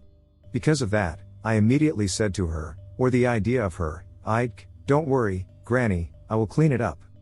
Anyway, before that, though, I decided to put my nephew, who was jumping up and down, to watch a cartoon, so he would stay still for a second while I would get him some food. My grandmother lived with one of her children, so the food in the fridge was fresh and everything. As I am prepping his food, all of a sudden my nephew, who 2 minutes ago was all over the place, in a good mood, shows up with a concerned look on his face. It was as if he was weirded out by something. He goes and asks me, "What is this voice?" And I'm like, "What voice?" And he goes, "This woman." So I go, "What woman?" And he repeats, "This woman." So I go, "Where is she?" And he says, "Here." And I'm like, "Where?" And he goes and points out behind my back. Then I ask him, "What is she saying?" "To clean the floor." Well, I'll add here. Pretty much not sure what I believe in at this point, TBH, so I'm not in a mind space to rule anything out, but in my brain I don't believe anything superstitious or supernatural. But I'd what to make of this kind of stuff, so I'll just post it here and forget about it. I have a friend from college, and according to him, he's had something attached to him since early childhood. Typical scary dark figure made of blackness type of thing that'll interfere with his life every once in a while. Most commonly, he won't see it, but something will smash his blinds to the side suddenly while he's in a room, or there'll be 3 to 5 loud knocks on one of his walls or doors. What made me believe him before I saw anything is that he spent 6 years in the Navy and has had friends before, during, and after his time in that have seen it, 2 times, and 2 different people, or heard or seen its interaction, a handful of times/people. My friend has had a lot of weird shit happen to him over the years, not necessarily related to whatever he's got going on with whatever this is. Anyway, one of the times he was telling me about this, and we'd actually called up a friend of his who'd seen it, I was pretty damn skeptical, newly a non-believer in religion and brash. I spoke out loud and told it to attach itself to me, because I thought the idea was ridiculous, and my friend was all for it. I think no one had done that before, and he could definitely tell I thought it was BS. Since then, weird things happen every once in a while. In the week directly after that, there was a case where lights kept being on when I got home. One in particular was a touch-activated lamp that was stuffed in a work-in-progress clutter that was slightly sectioned off by an improv wall. That stood out because when I eventually went to unplug the thing after a few instances of that happening, it wasn't plugged in. I had something hit the front door hard when I was sitting 5 feet from it at my desk, think a full-on kick to the door, but when I opened it, the glass and metal screen door in front of the hit door was still closed, intact, and locked. The same day, the door handle to the front door sounded like it was being interfered with or tapped, but again, the glass screen door was still shut and locked, protecting the main door from the outside. Once in the front door bedroom bathroom work desk hallway, I had pretty bad dread set in. If you haven't experienced it before, you can't approximate it by having feared something before. Dread is really a particular thing. I went about turning all the lights on in the place, closing the blinds, checking the closet, etc., and when I was in the hallway, I started hearing heavy, ragged breathing over my shoulder. Nothing was there, obviously, and I ended up leaving that night and spending it at my friend's house. At this point, it's also noteworthy to point out that very often now, when something happens to him, most of the time something will have happened to me, and one of us tells the other pretty much immediately. A weird one was around March 2020. My friend was moving places and stayed at my place for a night. We slept in the same bed. Before the gay jokes, we're brothers, both gay, and not attracted to each other, so there's no danger there. Anyway, I woke up in the middle of the night, which is uncommon enough, and I remember the room being weirdly dark. I could see eyes looking into the room from outside the window at the head of the bed, and the walls of the room had weird patterns all over them. I woke him up, and by the time I did, things were more or less normal, but I didn't go back to sleep for a couple hours and wrote what happened while I was still awake, maybe 10 minutes after it happened. I've had more things happen since I told whatever it is to attach itself to me, and, to be honest, I've got no idea. I don't do drugs, and nothing has ever happened to me when I've been drinking. I'm a skeptical, generally non-believing facts versus feelings type of guy, and I don't like that whatever's happened has happened. I don't know, and I probably won't ever know. Oh well, now I look like a nut. Last May, I was upstairs in our bedroom around 2 a.m. when I peeked out of the window blinds and saw a really tall person. They towered over the cars parked on the street, kind of sauntering down the street. It was almost like they were bobbing. They looked up at me, and their face was gray with huge black splotches for features. I snapped the blinds shut and dove down because I was so scared. The thing is, we have security cameras facing the street, and they went offline just seconds before this person walked by, so we didn't have video we could check. Our doorbell camera was the only one working, and it managed to catch a small video of this person, walking by. They were definitely way taller than the cars on the street, walked with a strange bob, and had no distinguishable features. I sent the video to my family to see what they thought, and nobody had any idea what it could be. I think it was a Mothman, but to this day, I still have no clue. I've had a tough time this year dealing with a car accident that activated my PTSD and anxiety from a near-death accident, drunk driver, over 10 years ago. I started meditating, exercising a lot, and just learning how to let go of the past and future and live in the present. I'm not religious, but during a break at work a few weeks ago, I decided to pray while meditating in my car. My grandma died in 2007, and while we didn't have the happiest relationship, I think about her often and miss her a lot.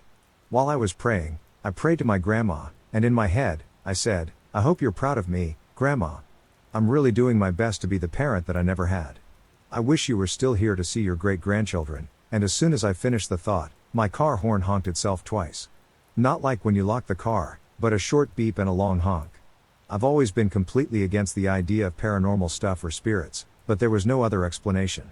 I also felt a sort of peace just come over me in the moment that felt like it came from outside of me. So, a few days later, I'm laying in bed thinking about the experience and thinking, whatever, maybe spirits are real, Grandma, if that was really you the other day, just give me some sort of sign, and I'll stay on the path I'm on. As soon as the thought finished, the light on the ceiling fan in my room blinked off and on twice. I've never once done that in my 3 years living here. The same peaceful feeling also overcame me. I haven't really shared these experiences because I know I'd have laughed at anybody sharing such a thing if they were telling me the same thing up until that first experience in my car. Maybe we do leave a mark on this world. Maybe it was all just coincidence, but it didn't feel that way to me. This is something that happened when I was crazy young, so the details are foggy, and I genuinely cannot explain it. It was a Sunday night, and my family had some aunts and uncles over. Being the sibling of 4 other kids and the youngest of the kids, I often played while the older kids were hanging out with parents and such.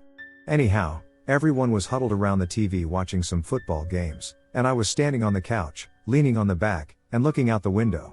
It was around 7 p.m., and everything was dark, so I couldn't really see much. Now this is where things get weird. I recall seeing someone in our backyard, a younger woman in a bikini, sitting on our toy slide. Except for the light that was hitting her, it only showed her torso and legs from the knees up.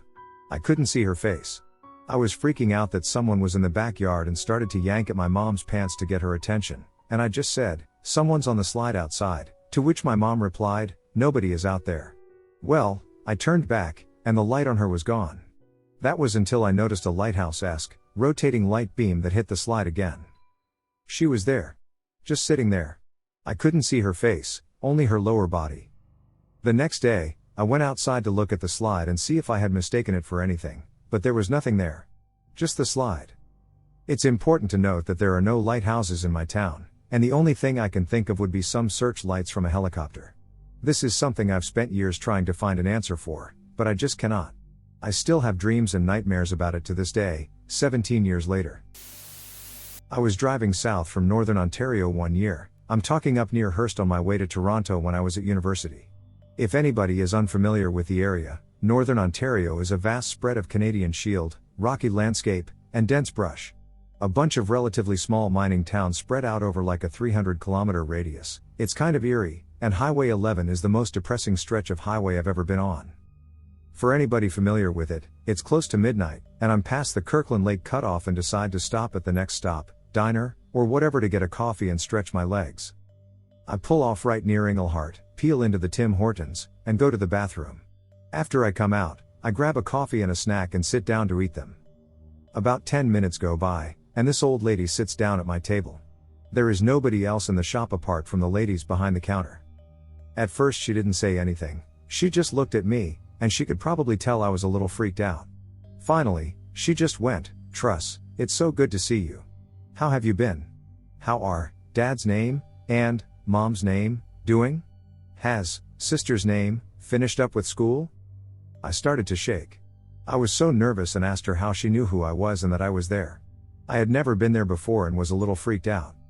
She got up super quietly again, just smiling, and told me they'd been keeping an eye on me, and then she left, and that was the end of it. I don't know who she was or how she knew me, but at midnight in a little bumfuck town in Northern Ontario in the middle of the night, it was enough to freak me out for the next little while.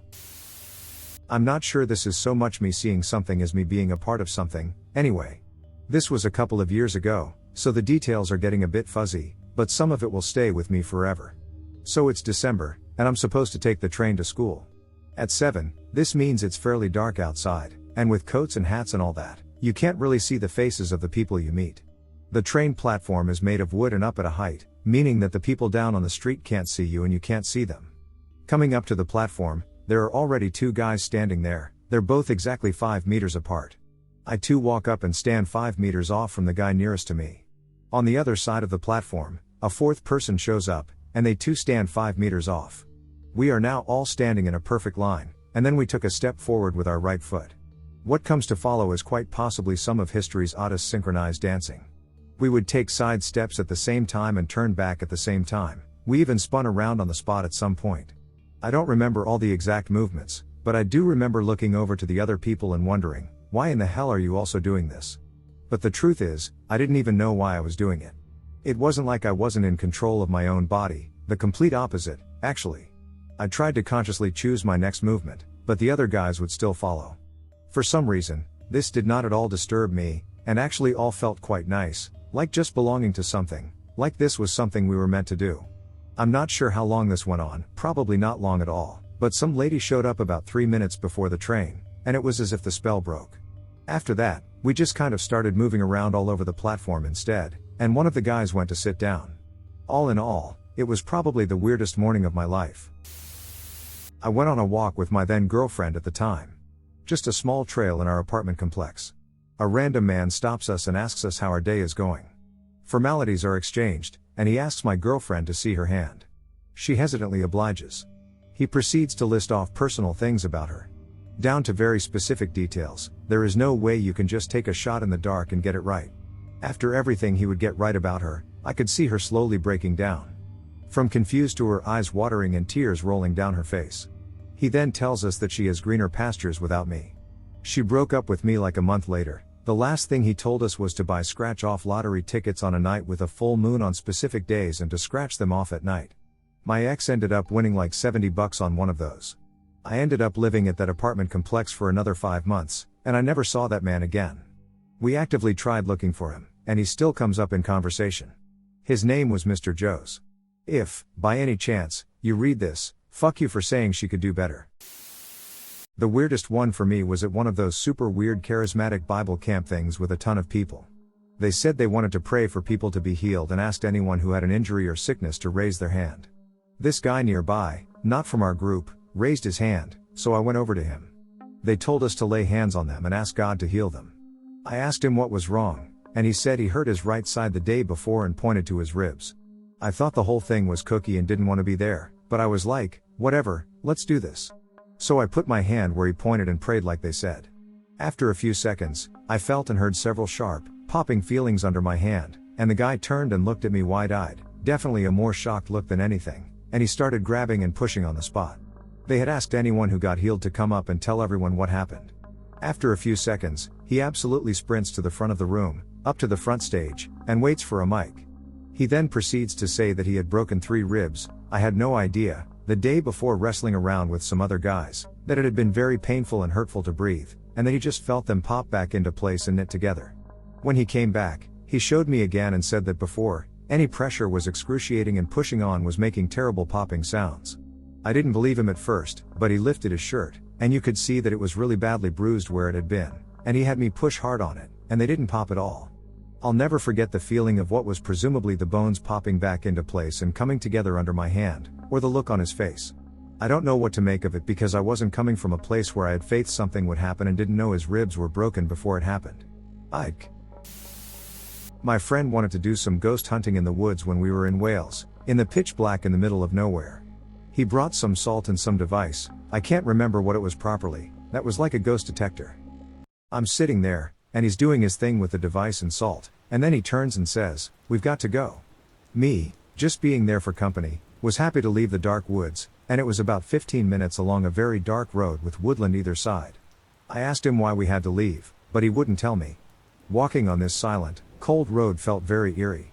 At one point, the air suddenly felt unexplainably colder for a minute or two. We had this weird feeling that we were being watched or followed. As we got closer to the lodge we were staying at, there was a light outside that was not working. As we walked closer to the light, it started to flicker brighter until we were directly under it, and it was as bright as it could be. Then, when walking away from it, The light did the opposite and started to dim until it went off completely. Once inside, he said that he didn't want to tell me while in the woods, but his ghost detector was showing very high activity. 4 years ago, my boyfriend took me on our first date one night after I got out of work. He drove me to a small town on Lake Michigan, about 45 minutes away from Grand Rapids, where we lived at the time, and out to a very tall sand dune. He and I packed LED hula hoops and poi, a backpack with sweatshirts, and a blanket. I brought a bottle of white wine, and he had 6 packs of his favorite beer, Founders All Day IPA. We parked at the bottom of the dune in the parking lot at around 11 p.m. It was dark and the sky was clear, so we could see tons of stars. We trekked up the dune using our phones as flashlights.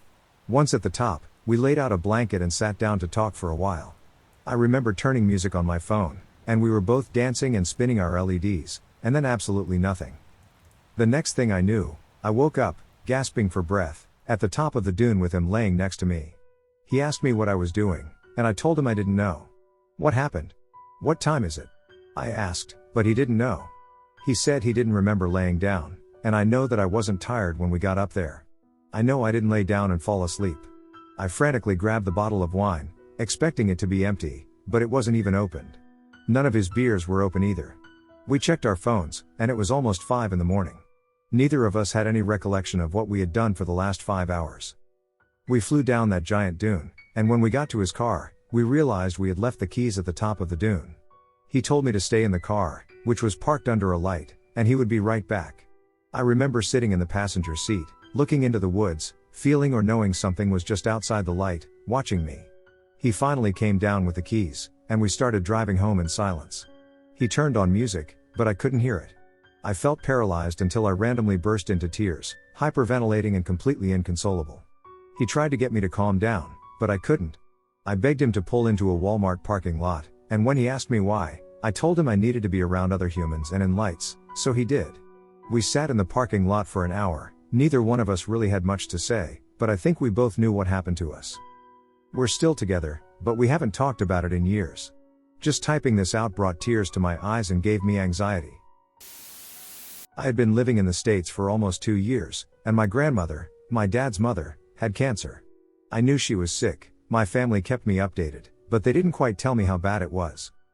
One night, I had this strange dream. I was in my old apartment back home, where I had lived with my parents before I moved abroad, and the phone started ringing. It was strange because only the phone and the phone stand were there, the rest of the apartment was empty. I picked up the phone, and it was my grandma. She sounded a bit upset with me as she told me that she was about to leave, and I didn't go back home to say goodbye to her.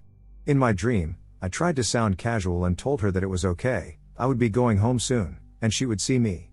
But then she added that no, she wasn't going to come back. She added that we would see each other again, but not for a very long time.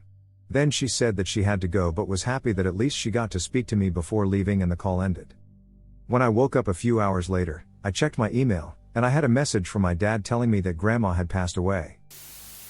Something in the shadows is following me wherever I go. Every time in the dark I would see things, especially when I woke up. I chalked it up to sleep paralysis. Eventually we moved from the house and I thought it would be over. However, once we arrived at the new house at night in literally a different country, I noticed some weird shape on the roof in the dark. I chalked it up to being a dish on the roof. The next morning, however, there was absolutely nothing there that could have made that shape. Since then, things have continued to get weirder and more frequent in certain months, weeks, and days. I've got weirder stories, however, but this one I couldn't explain. Edit. Someone wanted to know my weirder stories, so here goes. It's going to be a long, bumpy ride, so hold on. First story, weird level low. When I was younger, around the age of 5, along with my friend who was over that day, we were all alone in the house, no parents at all. We were playing and watching our favorite cartoons, Courage/Tom and Jerry, when suddenly we had the urge of hunger, so we did what little kids would do, we made toast. Exactly that toast, popped it into the toaster, made toast, put it on a plate, and as good little kids we were, we cleaned up the mess. I put the toaster back under the cupboards, cleaned the toast bits off the counter, and went to the lounge to finish the toast we made. Now the weird part is that when we decided to go put our plates away, my friend was ahead of me and stopped right at the entrance. I was confused and stood there asking her what was wrong. There on the counter, the toaster was sitting along with toast crumbs all over the counter. Being kids, we didn't know how or why nor questioned it, All we did was put the plates in the sink, clean up the crumbs, and put the toaster away. We only got upset when my parents came home, and my mom was upset with the toast crumbs and toaster on the counter. It never happened again after we moved to another part of the small town. Second story, explainable. This was during my early teens, around 14, when we moved completely out of town and I was in my new room. During this time, I was suffering social anxieties due to misdiagnoses of AD and being on the pills for so long, which severely degraded my social skills. I woke up in a sense on my back, a black figure hovering over me. I needed to move but couldn't, they just stood there. I knew the small flashlight was on my nightstand. I heard it say my name before I could move and put on the light. I did research online and chalked it up to being sleep paralysis, which was easily explainable. Third story, extremely horrifying and unexplainable. So I was 18, the grand number when I was asleep was.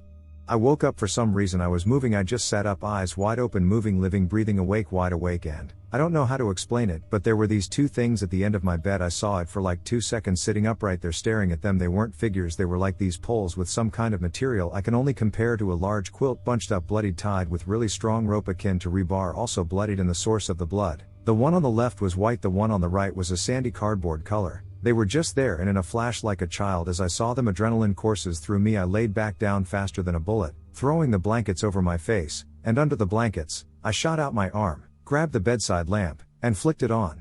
Just like that, I pulled the blankets off, and the bloodied pole things were gone. I will be honest, I was in all hell in shock. I just sat there in shock, staring quietly before, I don't know why, I just started to cry. I just let it all out and cried. I avoided the end of my bed and slunk over to my parents' room. Normally, I wouldn't seek comfort from my mom, but my dad was in another country for work. I was legitimately sobbing ugly.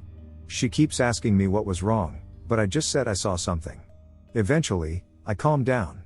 She let me go to sleep in her room, and I had to go to school that day in an hour. The thing that scares me most is that I can't find an explanation. Seriously, it couldn't be sleep paralysis as I was moving constantly. Fourth story, calming. This one was an easy one that could be explained, but I love to think about it.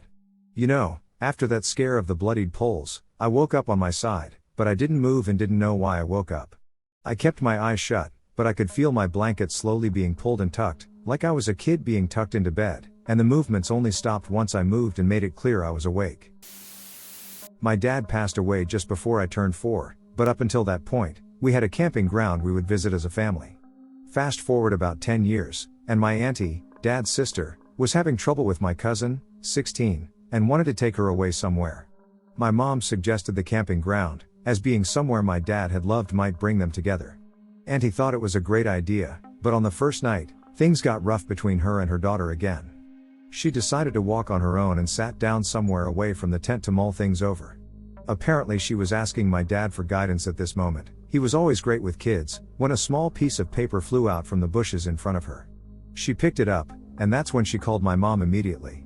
It was a camping receipt with my dad's signature on it from when we used to visit there, obviously dated over a decade ago. When I was told the story, I felt like I was living in a dream because it's so unfathomable to me. We got to see it the next time we visited, but I still couldn't quite believe it. A few other weird instances have happened in relation to my family and friends, but this one takes the cake for me personally. I was stationed in Germany from 84 to 86. One night I had CQ runners, charge of quarters, basically babysitting duty for the barracks. There were 5 runners, one for each of the 4 floors plus the basement. We switched floors every 4 hours. It was around 2 a.m., and I was stuck with the basement shift. The basement only had offices and storage rooms, no one lived down there. It was damp and musty, what you'd expect from an old World War II era building. Anyway, it's 2-ish, and I'm walking back and forth, trying to stay awake. I was counting how many steps it was from one end to the other. Yes, I was that bored. I got to one end of the hall, turned around, and there was a guy standing halfway down the hall. The stairwells are at the end of the building, so there's no way he got past me. He's wearing loose work-type pants, boots, and a white loose tank top or undershirt. He was facing away from me, and all I can see is that his hair is cut in a bowl, too long for army standards. I was dumbstruck. I literally tried to speak but couldn't make a sound. He just stood there and then was gone. No poof, just a sort of fade out, but quick. I walked upstairs, forcing myself to be calm, and asked if anyone had gone down to the basement. The guy on the first floor was half asleep but said he hadn't seen anything. I went back down to the basement, smoked a cigarette, and stared down the corridor. After about 15 minutes, I got brave enough to walk back down. There was no sign of the guy. I've no idea what I saw. I asked our unit historian about it once, describing the guy's clothes and haircut. He said it sounded like a Wehrmacht soldier, which makes sense because our barracks were built in 1938. Anyway, it freaked me out. I've never told anyone the whole story before, so there you go, Reddit. My ex-husband and father of my children passed earlier this year. We were together for over a decade. About 2 or 3 weeks before he died, I had a dream that his sister called me to tell me that he had passed. I remembered the dream after I woke up. I usually don't, but I shook it off as being disturbed by this one, so that's why I retained it. When he passed from unexpected heart failure on Memorial Day, my ex's sister tried reaching me on Facebook, but she lost my number. When she couldn't reach me, she called my daughter. Deja vu doesn't even begin to touch the feelings I had when I returned her phone call. I was standing in the living room, pacing back and forth on the phone, just like in my dream. I feel sick thinking about it now. My ex was getting increasingly ill in the week or so leading up to his death. He thought it was a bad cold/pneumonia/COVID, etc. lethargic, shortness of breath, coughing. No one put 2 and 2 together, really, his stent was no longer functioning and he was going into heart failure. It bothers me that I had that dream. What was the point? How could I have known? Even knowing what I could have done, I haven't shared this with anyone. I haven't seen the point in sharing with family or friends or how hearing about it could provide them with any sense of relief or comfort. My mom had something similar happen to her as a girl. She told me that she had a dream that she heard a knock on the door, opened it, and her father collapsed. The next day after school, there was a pounding on the door. She opened it, and her father collapsed at her feet. It turns out he had leukemia. She lived until she was 14. My mom doesn't believe in supernatural things but can't explain this. 14 years ago, we were house and dog sitting for the summer for a friend who'd gone out of country and didn't want to leave their place empty or put their dog in a kennel for 2 months. One night there was a truly phenomenal thunderstorm. The lightning was so constant that instead of being dark, everything was lit with this eerie flickering blue/white light with occasional purple flashes. The air was rumbling, and the thunder was so active. The warm rain fell so thickly that you couldn't see the other side of the street, which was now a little river, probably an inch or so deep. It was like being on an alien planet. We were mesmerized, and because it was so warm, we went and sat outside on the covered front porch. Suddenly, my boyfriend said, "Is someone out there?" and nudged me to look down the street. It looked like the shadowy, indistinct figure of a person weaving around in the middle of the street. As we watched, the person came closer and closer down the street, but we quickly realized there was actually no one there. It was a roughly person-shaped hole in the rain. My boyfriend was gripping my arm tightly by now, and we were frozen watching. You could see the falling rain stopping as if hitting a body, there were sprays flying off in directions where rain was not falling, and stompy splashes in the rain flowing down the street, just like you'd see if someone was stamping their foot in a puddle. But there was no one there. It was like watching an invisible man. It was now right in front of our house. There was a clear rhythm to the movements, and it became clear that this figure seemed to be dancing in the rain. We were both terrified and fascinated, but there was this weird feeling of danger too. We were barely breathing, and my boyfriend whispered right in my ear, "It can't notice us." There was a super bright lightning flash just then, one so bright it left us blinking and seeing purple for a moment. The figure stopped dancing and was standing before the house, and we both got this horrible feeling it was looking at us. Then the movement started up again, slower now. It made its way up the short driveway and onto the lawn in front of the porch, where it slowed to a stop.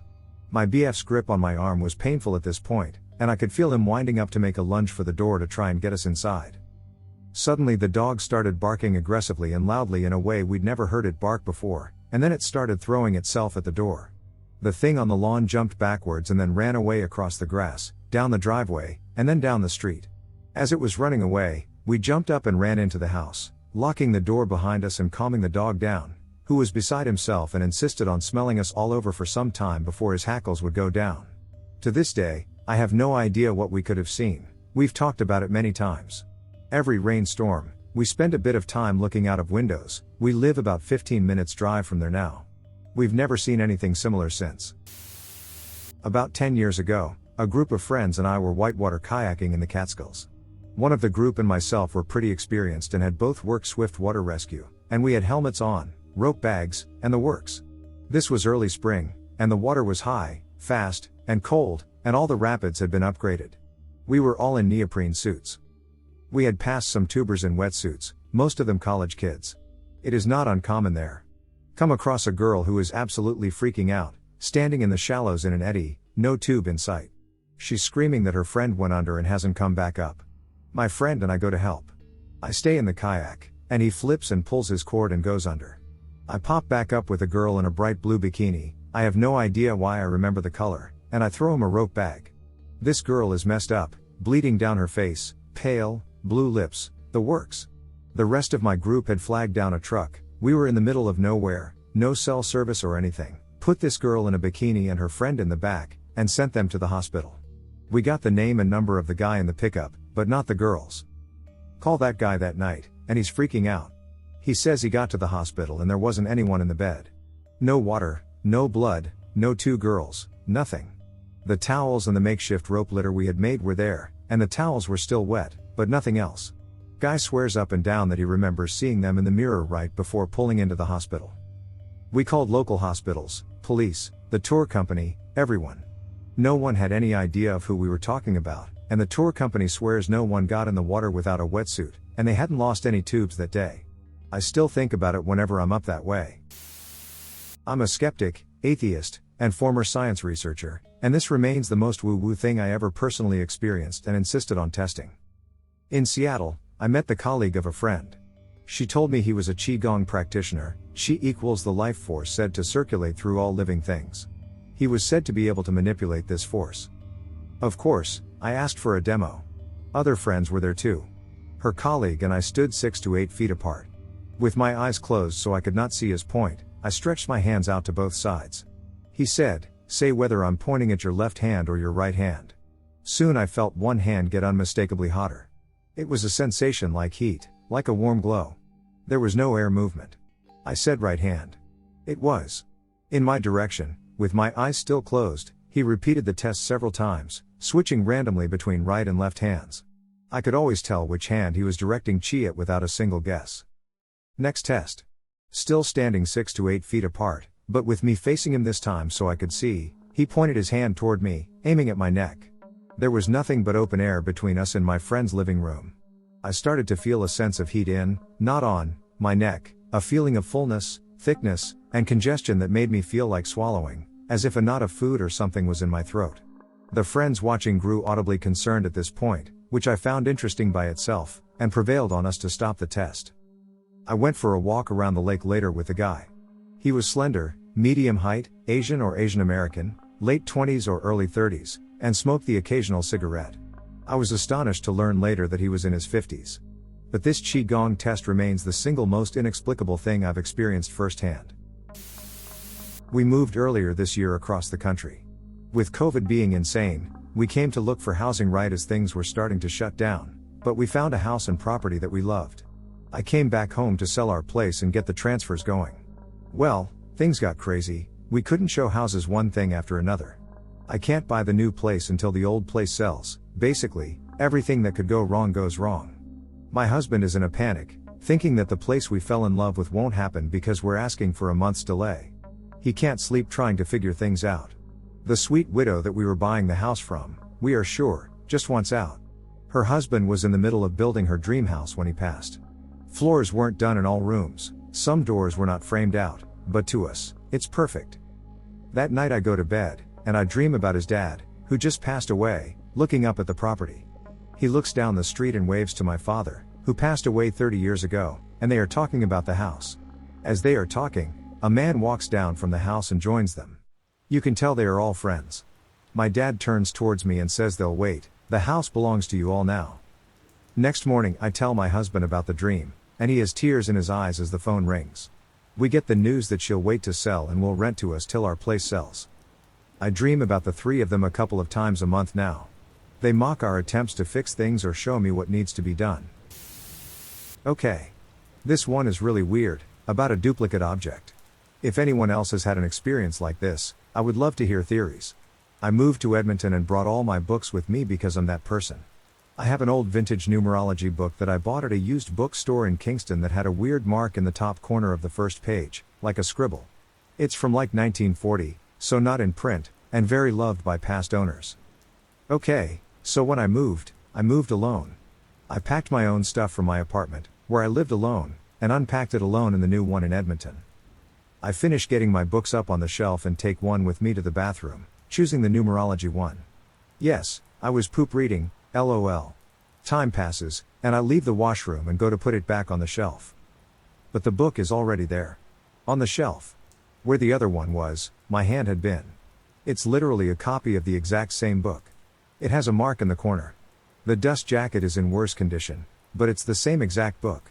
I still have them both. It's insane. I lent one copy to a friend, and she destroyed the other dust jacket, but whatever, the entire thing shook me to the core. I told my friends about it, and they were freaked out, either thinking I was crazy or how crazy this was. There is no way I'd have 2 copies of this book, and there is no way I would have packed and unpacked 2 copies because it is so unique. It has a section that describes what type of person you are based on the day of the month you were born. If anyone wants to leave their birthday, i.e., born on the 5th, born on the 18th, etc., I can type it out for you. They're short. A literal duplicate timefold numerology book. On a normal Saturday night, I was watching TV at home alone with my 2 dogs when I heard a banging sound coming from the basement. It sounded like somebody was just banging something on the appliances we had down there. Now there is no access into the basement from down there, only through the upstairs rooms that I was in, and I knew nobody could have come in and gotten past me. So with this knowledge, I was not as scared as you may think, more curious as to what the heck the noise was. One of the 2 dogs, who is a meathead and wants to fight everybody, also heard the noise and was now bolting down into the basement to investigate.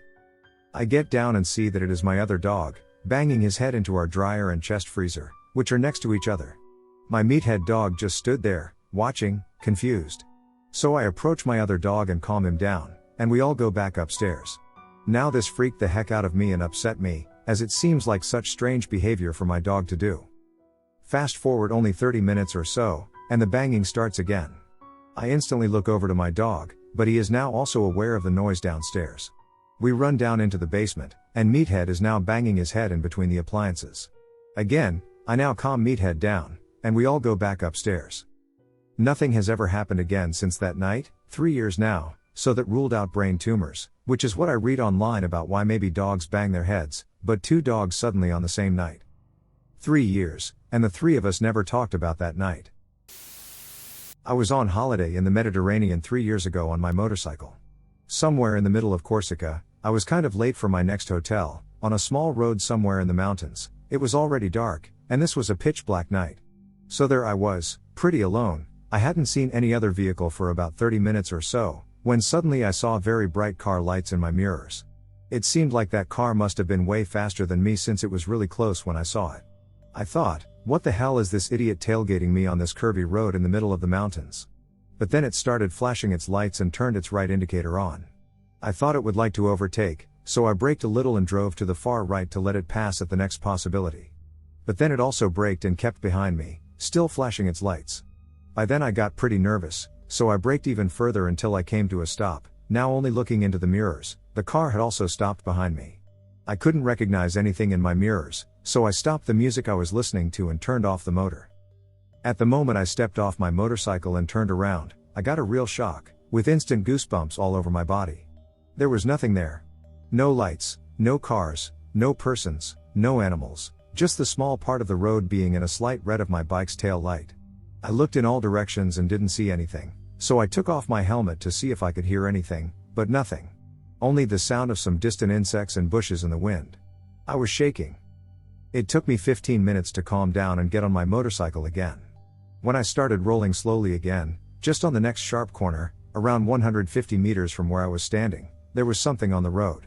I stopped again just before it and was shocked again. Several big and small rocks, blood, and a dead goat on the road just in the middle of the corner. If I hadn't stopped and driven so slowly, this corner could have been my last. You can imagine how happy I was once I arrived in the next town. I don't know if it counts or if this was all in my head, but I'm still mostly convinced that I was being crazy. But a few years ago, when I was in my early 20s, I was working in a Hard Rock cafe. I'm behind the till in the shop, and a Sri Lankan family comes in. It's an adult couple, their children, and a frail-looking elderly man. The older man looks straight at me when he comes in, and I felt an intense moment of deep connection, as if I'd known him for years. He immediately turned on his heels and left. The other adults looked troubled and followed him out, and I could see them out of the window. He was nodding and waving his hands. A few minutes later, they come back in, and the elderly man comes up to the till and smiles at me, looking as if he were about to cry. I greet him with my best customer service voice, but there's such a pit in my stomach. I ask if he needs any help, and he kind of shakes himself and literally turns and picks up the first thing he sees. It's just a random keychain. I put it through the till, and he just maintains eye contact with me with this sad smile. He thanks me in a small voice. As they're leaving, he turns at the door and gives me this one last lingering look, and then they leave. Against all logic and reason, I felt like I knew that in my past life, he was my husband. I don't even believe in reincarnation. I haven't told anyone about this because it sounds absolutely ridiculous, but I felt like an entire life flashed before my eyes that I'd never lived. It was probably all in my head, but it's been many years, and it has stayed with me. I like to play disc golf as a hobby. I ended up finding a pretty cool custom dyed disc in some brush on hole 2 of a course I had never played before. It wasn't the type of driver I used very often, so it just sat in my bag for a couple months until I figured I'd go sell this seldom used disc to clear out some room in the bag and get a few extra bucks. I went up to my local Dynamic Disc store to sell the disc, and usually there are only 1 to 2 guys working the shop at a time, but this time there were like 10 dudes in the back office, and they were all talking with each other. I handed over the disc to the employee who came out to help me, and as soon as he laid his eyes on the disc, he froze and asked how I got it. I told him, and dumbfounded, he takes the disc to show the group of guys in the office, and they all have the same weird look. I just saw a ghost look. It turns out the original owner of the disc was one of their good friends and had passed away that week. All those guys were there because they had just left his funeral, and were about to go out and play a round together to celebrate his life. It seemed to be a bit beyond sheer coincidence, but wow, I felt so touched and happy to be able to give them back a piece of their friend they had lost recently. I still get goosebumps when I relive that moment. I was standing on the deck of a sailboat, stone cold sober, head tilted up toward the heavens, watching both the sail I was trimming and shooting stars in an incredible night sky at about 3 a.m. I was a member of the crew on a vessel that was part of a 300-boat race from Chicago to Mackinac Island. The fastest boats in this 333-mile race finish in around 30 hours, the slowest around 60, so everyone sails through the night, and boats generally have 2 crews who work in shifts to keep fresh. By the middle of that first night, you are so far from Chicago and north of Milwaukee that the sky turns black with no light pollution of any kind. If the night is clear, as this one was, the sky becomes an absolutely awesome canvas of celestial beauty. The first time I witnessed this was the first time I became aware that the night sky is alive with activity, not like the static picture seen from most places dotted with lights associated with human beings. Most crew members are intensely focused on a particular job on the deck, with one exception. When you are headed downwind and flying a spinnaker, the big round sail in front, one crew member is charged with trimming that beast, also known as the chute, which requires staring nearly straight up at the top edge of the sail and making adjustments as needed. It can be a tough job due mostly to keeping your head at that angle and maintaining laser focus. I liked it because you were also staring at that incredible celestial canvas, which was often filled with shooting stars. This night was no exception. Shooting stars every 10 minutes or so. I would scream wow at each one, and the other crew members would have a laugh at my giddiness. It was fantastic. Then one particularly prominent shooting star streamed in from my right as if intentionally placed in my field of view, so I didn't even have to move my head to get a crystal clear view of it. All the others fizzled out pretty quickly, but not this one. This one came to a sudden stop, to the right of the sail edge that had my attention until that moment. I stared in disbelief for a few moments and assumed my laser-focused eyes had somehow played a trick on me. But there was this star, much brighter than those around it, just sitting there after streaking in. As I stared for a few more moments, trying to make sense of this, an equally bright red star suddenly appeared right next to it, like they were almost attached. I flexed my knees a little more deeply in disbelief, staring, unable to speak. And after a few more moments, the tandem moved together, forming a very big Z pattern in the sky very quickly, in about a second or two, and then disappeared. I stood for about a minute in stunned silence, deep breathing to regain my composure, and hearing a very strange kind of communication in my head that said, "Relax, it's okay, you're okay, and there is no need to make a big deal about this. You're fine, just keep doing your job." It's hard to explain where this voice came from. It wasn't me trying to calm myself down. It felt as if it came from the stars, as weird as that sounds. But it worked, and I was super calm after hearing it. I didn't share the story with another crew member until we finished the race the next day, over a hamburger on Mackinac Island. Okay, so it was the first day of kindergarten, and I lived about 5 blocks from school, but I lived on the bottom of the hill where the school was on top. You could pretty much see the house from the door to the school. My mother was not great. She lost custody about a year later. Anyway, that morning she gets up all drunk and is like, "I'll watch you go to school from here, then when school is over, I'll wait outside and you can just walk home."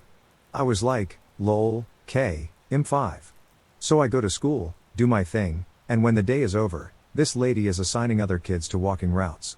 She was like, "You will go on this route," and I was like, "No, my mom is waiting for me right down the street," and she was like, "No, you will go with this team here," and I got mad. I had a hell of a temper too. As I screamed that my mom was waiting and she would be mad if I took a route, the woman was like, "You need someone to go with you." This slightly older kid said, "I'm Mike, I'll take you home, it's on the way to my house," and we took off. Right away, I see my mom isn't waiting on the porch for me, which was to be expected. About 3 blocks down, Mike was like, "I live like 2 blocks down this street, you see your house right?" And I was like, "Yeah, it's like 2 blocks away," so he takes off. 1 block away from home, this van rolls up and says, "Hey kid, you need a ride?" I didn't pay much attention. I was like, "My mom is waiting for me," and he was like, "Your mom told me to pick you up." Now the fact that my mom wasn't waiting on the porch like she said she would told me, okay, she is partying at a friend's house, I'll just hop in. This is when I heard Mike's voice behind me say, "Hey, you get out of here," and the dude looked super freaked out, from a friendly smile to frightened, and he took off fast. I turned to Mike, who I had heard yell super loud a second before. I swear he was right behind me and no one was there. No one at all. I went back half a block and he wasn't there, and I didn't see him the last block home either. The next day when I got to school, the woman who was assigning routes the day before took me to the office because I had skipped out on my route, and she was all mad like I ran off without a route. Apparently kids need to have routes, and I was like, "Mike took me," and she was like, "Who is Mike?"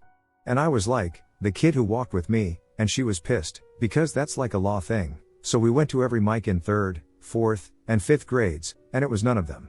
I never saw Mike again. For my senior thesis, I was writing about a guy named Harold Sherman. He was famous in the world of ESP back in the early to mid-1900s. I read a bunch of his work and learned how he did his experiments. In order to do his experiment, I needed someone I didn't know who lived out of state. My wife has a friend who lives in Georgia, and she was more than happy to help with the experiment. So I set up a time to give it a try. I was the receiver, and she would try and send her thoughts to me while I was in a state of relaxation. I honestly thought it wasn't going to tune anything up because I don't believe that our brains can communicate like that. But we did the experiment, and I wrote down what I felt like she was transmitting. The last thing on my list was an image of a red-headed man with a beard. It was very distinct and vivid. So the next day, I called my wife's friend and went over the list. When I got to the red-headed man, she was like, "Well, what did he look like?" I described him, and she was freaking out. She proceeded to send my wife a picture of her then boyfriend, who just so happened to be doing the experiment with her. I had no idea he would be participating or that he even existed, but the picture matched the person I saw in my head. I still don't believe in ESP or anything of the sort, it was just one thing I could not explain. When I was in high school, my mom was driving me home from a choir concert when we saw a homeless man get hit by a car. She stopped to help and grabbed a blanket from the trunk to cover him with. I stayed in the car.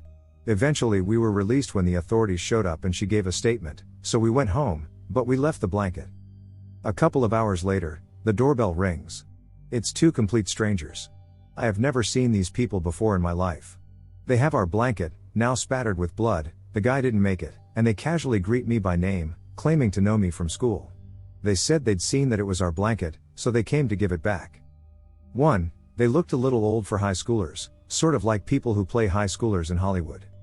2. I would swear to my life that I had never seen them before. No shared classes, nothing, and it's not like I was a school celeb or anything, I mostly kept to myself.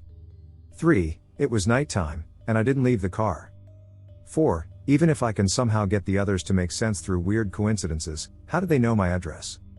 Not really knowing what to do in the moment, I thanked them, both parents looking at me like who are these people, and accepted the bloody blanket.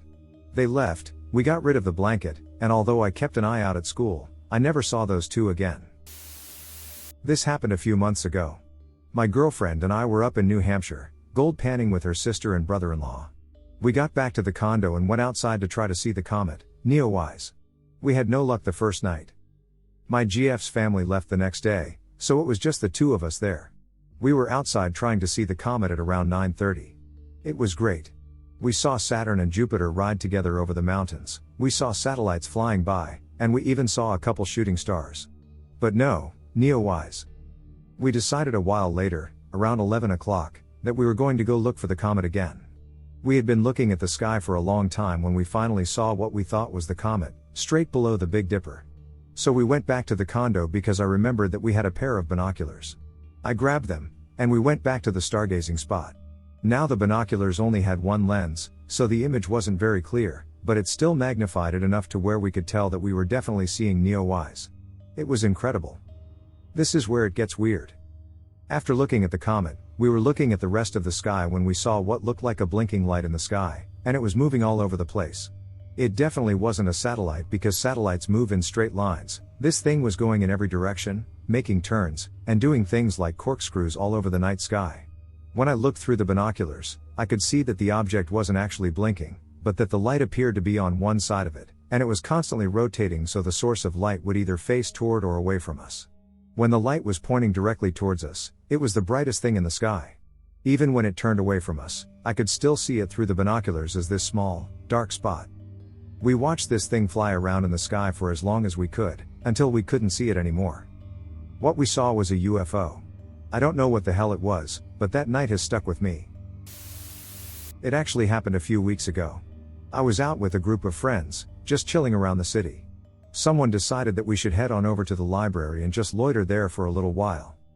Once we got there, I noticed this one guy stand out and got the feeling he was eyeballing me. So I said I was going to the bathroom really quickly. So when I got to the bathroom, the guy was already there, even though I hadn't seen him move from the spot he was sitting in. So I backed out of there as quickly as possible. When I got to my group again, I suggested that we should go eat somewhere. Just so I could leave the library.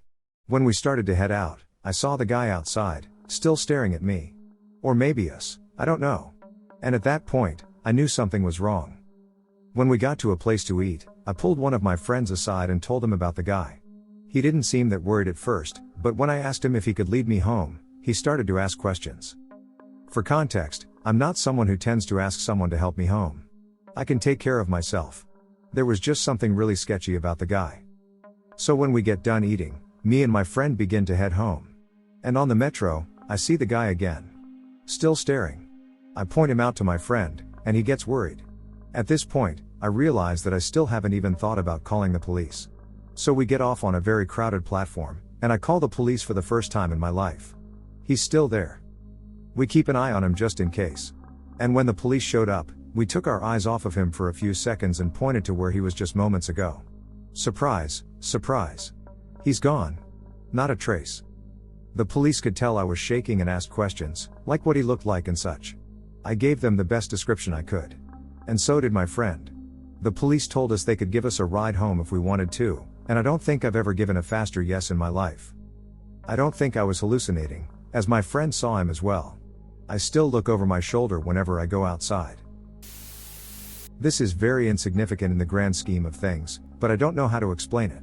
My family was very short on money at the time. It was right before my dad's expected salary raise.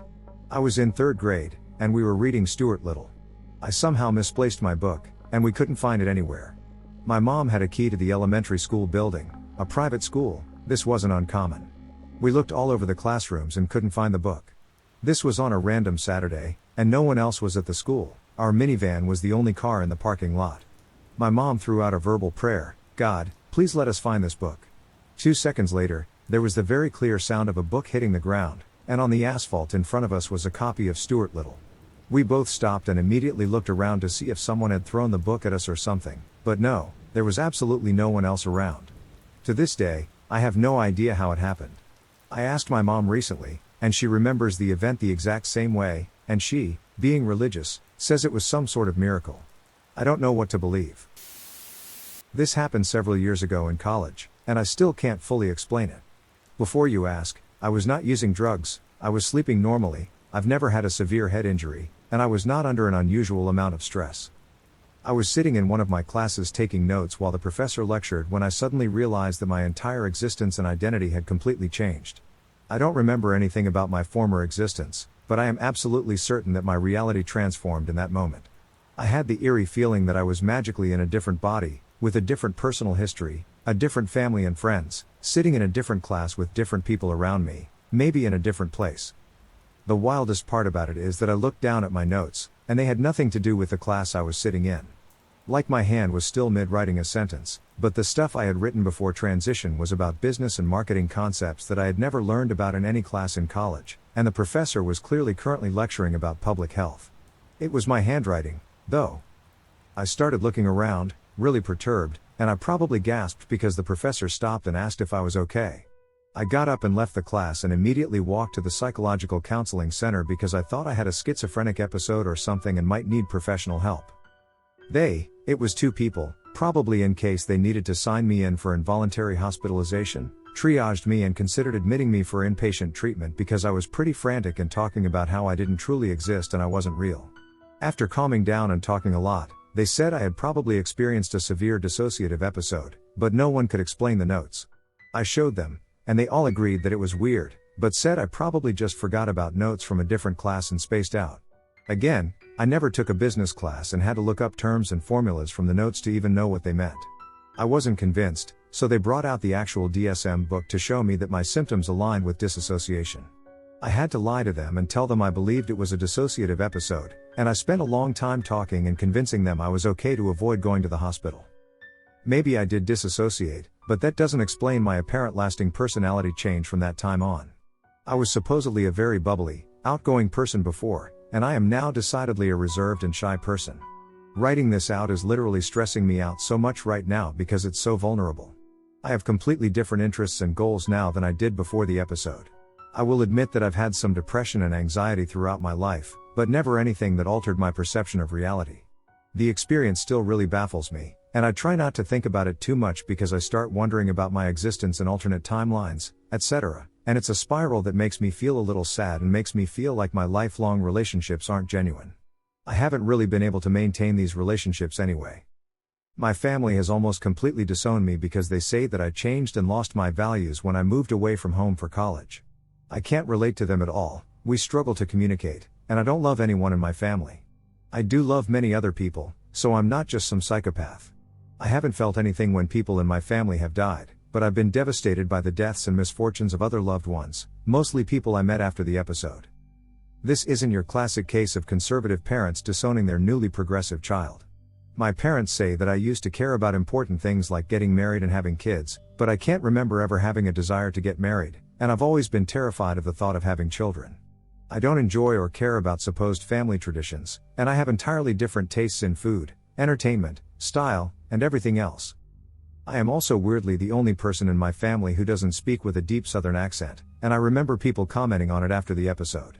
I've seen freaky videos of myself as a kid where my accent is clearly different. I even speak in a much higher pitch, but I think I made a conscious decision to drop the accent so people wouldn't think I was dumb. I'm not sure, though, it's like a hazy memory. A lot of my memories feel this way. Nothing from before the episode is clear, like the memories I've made after the episode. No one in college commented that my accent had changed, so maybe it was just more striking to my hometown friends because they hadn't heard from me in a while. It's confusing, but I feel like I can't be the same person my parents raised.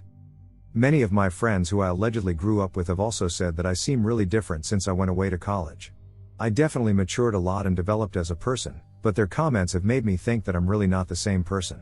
I can't seem to relate to them on anything, and I don't understand how we ever hung out. Especially when it comes to humor, we don't laugh at any of the same stuff. I feel like I have to pretend to be someone else to spend time with them, so our friendships have fizzled out. They often want to gossip about people from our childhoods, but I feel no connection to those people, and I don't care about gossiping because they're basically strangers to me. Even in college, I was a leader and founder of a sorority before the episode, but afterwards, I couldn't understand why I would ever pay to be part of an organization with such strict and old school rules. I hated the events I helped organize and attended, and the rituals were meaningless to me. I went from wearing my t-shirts and bags emblazoned with my sorority's Greek letters every day to not wanting to touch those items because they felt like someone else's possessions. I left the sisterhood, which was apparently surprising to everyone except me. One troubling thing is that I don't really care about the relationships I've lost because of my personality change. I don't feel like I even really know those people, so it doesn't matter to me if they don't like me or are surprised by my behavior. I've pretty much had to restart and make entirely different friends since this happened, but I've also reconnected with people from my past who say I'm nothing like they remember, and we've gotten along really well. I can't explain why I wasn't closer to these people all along, because we have shared interests, values, communication styles, etc. My memories of things I liked doing before are not things I would enjoy now, and I don't understand how I ever did. For example, I apparently skipped prom to go fishing because I didn't want to pay the entrance fee, but I love dressing up and dancing and I don't like fishing. This makes absolutely no sense to me. I have tattoos whose significance I don't totally understand. They look pretty, but I can't explain why I got them, and I don't remember where the idea for them came from. When I see pictures of myself from before, I look like a stranger to me. I dress differently, stand differently, and smile differently. It's perturbing to me, but other people don't seem to notice. There's something really off about my eyes in photos from before, and it makes me feel uneasy. It's like the way I held the muscles in my face while smiling was different before. I can make my face look like that now, but it's not how I naturally smile. I still sometimes have a hard time with pictures because I don't feel like I am the person in the photo. I really hate mirrors and always worry that my reflection, is going to take back control or something. I'm afraid to look at my reflection in the eyes. One major worry I have is that one day I'll just switch back and have to go through all of this again. Maybe it will happen multiple times, maybe I'll become an entirely different person again. I really fucking hope not. It's all incredibly strange, and I can't explain it, and it freaks me out. It seems to make psychologists and psychiatrists uncomfortable, so I've largely just dropped it at this point, but I obviously still think about it all the time. When I was about 7 or 8, I woke up to the sound of our dog barking furiously. Just outside one of my windows was the well house, and her doghouse was attached to one side. I remember her barking viciously, which usually meant there were coyotes or raccoons in the yard. I sat up, about to check for coyotes. My dad was a heavy sleeper. I often had to wake him up to shoot coyotes before he let me have his air rifle, when I heard our dog yelp. Our dog was a scrappy black lab who would spend half the night chasing and fighting creatures of the night. She never backed down from a fight. Which is why we often kept her on a long chain at night. She would sound the alarm, and we would chase off the coyotes from the yard, which kept her from getting seriously hurt. I say this because I had never heard her yell. Seconds after she yelps, I hear and see something big running between my window and the well house. I could hear ragged breathing and galloping, and as it passed by my window, I saw the outline of its hunched back filling half of my window pane. Our house sat on a 2-foot stone foundation, and my windows were about 6 feet off the ground. This thing had to be at least 8 feet tall, possibly taller since it sounded like it was galloping on 4 legs. I heard it pause for just a second to jump the fence about 20 feet from my room before it continued on and faded into the night. I'll never forget sitting frozen in bed, listening to its ragged breathing and footfalls rapidly fading away. The dog didn't bark the rest of the night. She was probably hiding in her dog house, and it took me a while before I could lay down and fall back asleep. There was a window right next to the head of my bed, and I was terrified that I would lay down and see the face of the beast staring at me. I never mentioned it to my family. I figured they wouldn't believe me anyway. When I was a junior in college, I went on vacation with my parents to Camden, Maine. This was years before everyone had cell phones. So, unfortunately, there was no way to document it. My parents had rented a little cabin in the woods. I was awake reading a book in a loft that had a gigantic window. At about 1 a.m. there was a heat lightning storm that had been going on for hours, just flashes, no rain. I froze in place. I seriously could not move for several minutes, when I began to see huge basketball-sized balls of glowing light slowly falling down through the trees. They glowed bright white. They moved very slowly downward. I managed to get down from the loft and make my way to my parents' room. They awakened and walked over to the picture window to see what I was trying to explain to them. My dad, a chemist, went right out the door. I was so scared, but I made my way to the doorway to peer out. The balls continued to slowly fall. You could actually hear some of them touch branches and make a slight sizzle sound. Some never made it to the ground, but if they did, they slowly fizzled out, almost like evaporating with a slight fizzle sound. It kept on going for a half hour or so, and then it was done. The next morning, we drove down the street to the next nearest home and knocked on the door to ask if they had seen anything unusual the night before. They had not been awake. For weeks, I tried to research this. The closest thing that I can find to what we saw was ball lightning. I feel lucky to have seen this because it is very rare, if that is what it was. No one really knows for sure that ball lightning actually exists. The nice young man in the blue suit. I worked in a nursing home a while back as a cook. It was a good job, the residents were cool, and the nurses rocked. Being a nursing home, however, meant that death came to our residents pretty frequently. Occasionally, staff would see strange things in the halls out of the corner of their eyes. The newer staff would always try to investigate, the older staff always knew they would find nothing. Here is the strangest thing, though. A day before a patient died, if they were lucid, they would report having had a visitor, despite no one being in the visitor logs. The visitor was always a young man, generally handsome and clean-cut, and would sit with the patient and talk. The patients who spoke of this man always said that they felt better after the talk. But, inevitably, they would die within 24 hours. Even seemingly healthy residents would pass away within 24 hours. So, when a resident brought up the young man in the blue suit, the nurses would unofficially contact the family and strongly encourage them to visit the resident. Earlier in this post, I mentioned the staff seeing things out of the corner of their eyes. A person walking into a resident's room, a little blur of movement at the end of a hall. Several staff members, myself included, got more direct looks at this entity. It was usually in a restroom or a resident's room. Always in reflection, but definitely there. He seemed to be checking on the residents, placing a hand on them, and then leaving the room and vanishing. He would show up for non-nursing staff in restrooms or via reflective surfaces in staff-only areas. My theory is that he was a psychopomp, there to guide and comfort the dying towards the end of their lives. He genuinely seemed to ease the burdens hanging on the residents, and they seemed to pass away pretty easily. I mentioned this in a post a year or so ago, but I think it applies here. I've talked to friends and family about it, but thus far there isn't an explanation that satisfies anyone. I'm a choir lad whose choir is fortunate enough to be invited to the Royal Albert Hall a few times each year. Usually our dressing room is in the basement, not as fabulous as some of the big shots, but most of the time the boys invited are younger than 16, so they're always worried we'll break something. Very close to our dressing room is something called the Artist Bar. As the name suggests, it's a bar for the performers, and drinks and snacks are sold at an extremely discounted price. As an example, if I were to go upstairs to one of the public cafes or bars found around the building, I could be charged around £4 for a sausage roll, whereas I could get the same thing at the Artist Bar for £1. As I'm over the age of 18, I'm allowed to head to the Artist Bar if I want to buy some food. We're regarded as responsible enough to not blow anything up, get trapped in a tuba, or commit other acts of stupidity. They're quite capable of a well-brewed cup of tea. I still don't know what brand they use, so I like to head down to make sure I don't decide to take a snooze on stage, something one of our tenors did a few years back during an actual performance. The show was to start at 1 p.m., and we'd arrived early. It was 10:30 a.m., so we had plenty of time. Because for some reason everyone tended to like being last minute, nobody around was really dressed and likely wouldn't be until about 5 minutes until we were expected to be on, so I was wandering around in a shirt and jeans. I was caffeine deprived, so I decided to go get a cup of tea.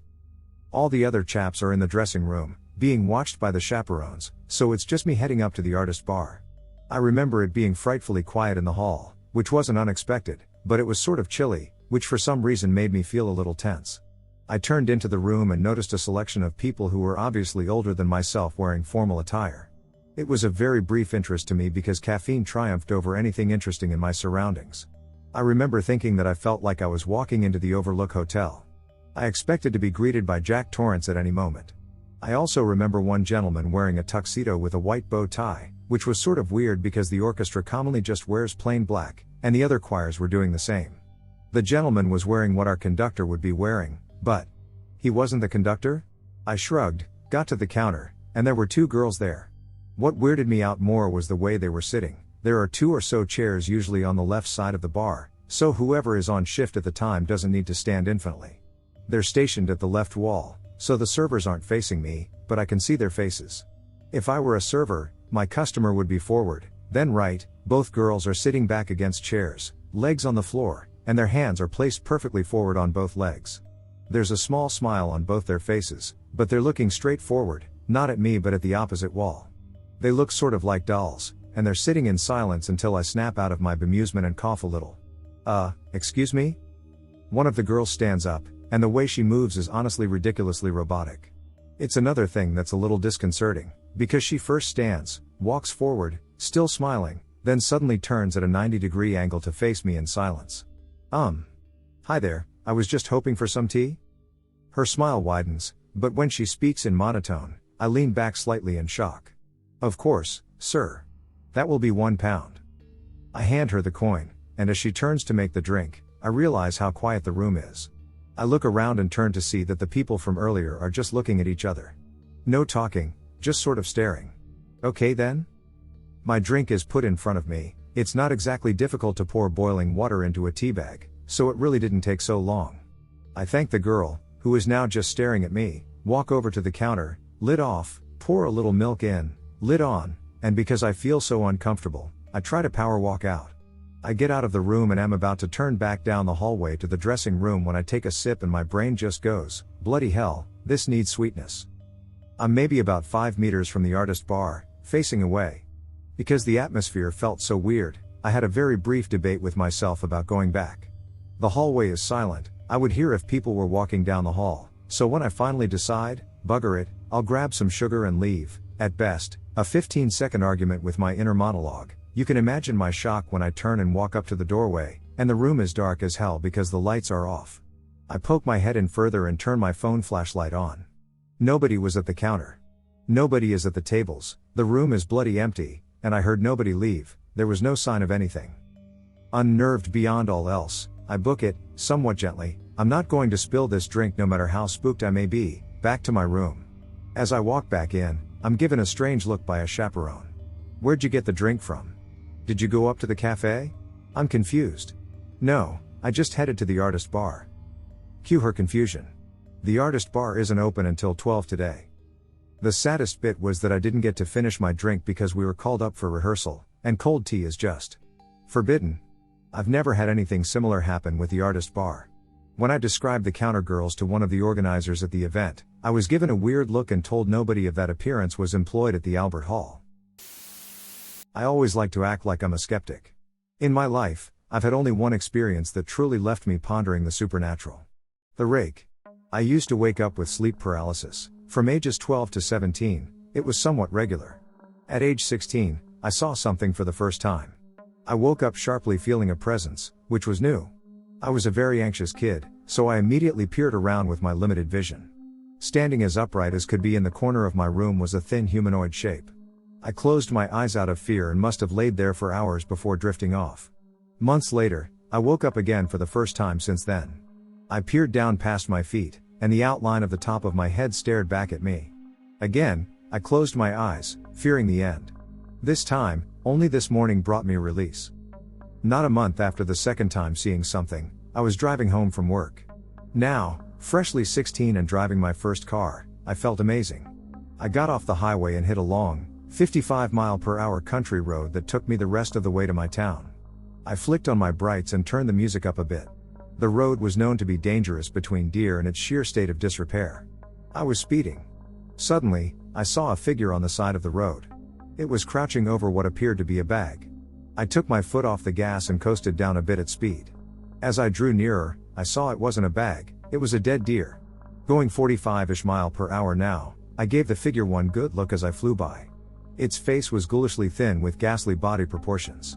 4 months later, I was an 8-hour drive north of that town working at a summer camp. I had been up there for a few weeks, and high school finally rolled around. I got to camp instead of work for a week. I got in the zone, got placed in a competitive cabin, and got close to the other boys quickly. Thursday night was campout night. This camp was in Michigan, on the edge of the Huron National Forest. We would hike on an access road miles deep into the forest and find a spot to sleep under the stars. I remember passing the 18-mile marker, which is only 5 miles from the camp. The access road started beyond the other side of the camp. This left us about 5 miles northwest of camp. We played all sorts of games, and soon it was dark. As the 8 of us sat around the campfire with our counselor, a boy straight across the fire from me jerked to attention, looking at something beyond me. I swung around with 2 other people and saw the tail of something vanishing down the path we'd forged through the brush to find our camping spot. He seemed shaken but didn't even mention it. Later, as we're winding down the fire, he suddenly yelps and points through me. As everyone does, I whip around. At the edge of the brush, not even 15 yards from me, were the ghastly humanoid features I'd seen in my room, and leering back was that same ghoulish face I'd seen on the side of the road. It turned and did a disgusting crouched run back down the path, using its hands for only every 3rd or 4th stride. Everyone was completely shaken. I'm now almost 21, and I've never seen anything of the sort again. After that final encounter, I didn't experience sleep paralysis again. As the tale of the rake goes, it appears in your sleep first, and every time you see it, it gathers closer to you until it's almost touching. Then you start to see it in real life until it's ready to take you. I decided to watch Paranormal Activity for the first time with my dad up at our family cabin, in northern Wisconsin, in the middle of winter, and as far in the country as you can get. There were not many other people around, especially in the winter. Anyway, we were big horror movie guys, so we were really excited. I got dark out and turned all the lights off except for a little night light at the end of the hallway to see the bathroom door. Fast forward about 75% of the way through the movie, and we take a quick break to grab a drink and go to the bathroom. Walk into my bedroom, and all the lights are on. Overhead light, night light, lamp, and even a flashlight on a closed shelf. I specifically remember turning off all lights, and the way this cabin is set up, there is no way to not see someone go into my bedroom. My dad never got up before I turned the movie on, so it couldn't be him, and frankly, he was just as terrified as me.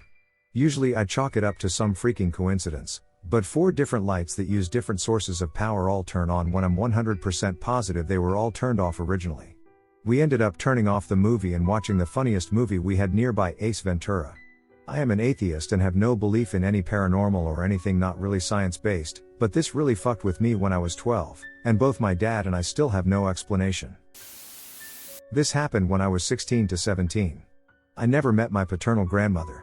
She died 2 years before I was born, and my father never really talked about her, because feelings aren't manly, and I never even saw a picture of her because all of our photos were in a storage unit in a different city.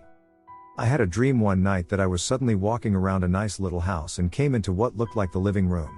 To my left was a set of 2 chairs with bright green roses printed on cream fabric. In one of them sat my grandmother. I don't know how I knew she was my grandmother, but I just kind of did. She didn't acknowledge me at all. Across from her was an old box television playing a program with a man singing for a live audience. When the man finished singing and the audience started to clap, she clapped along with them. And then my dream ended. The next morning I went out to the living room to see my dad, and I told him about having a weird dream about Grandma. He kind of scoffed, but when I mentioned the chairs, his eyes went wide. He immediately got up from his chair and fetched from a cabinet in our entertainment center a small tin box I had never seen before.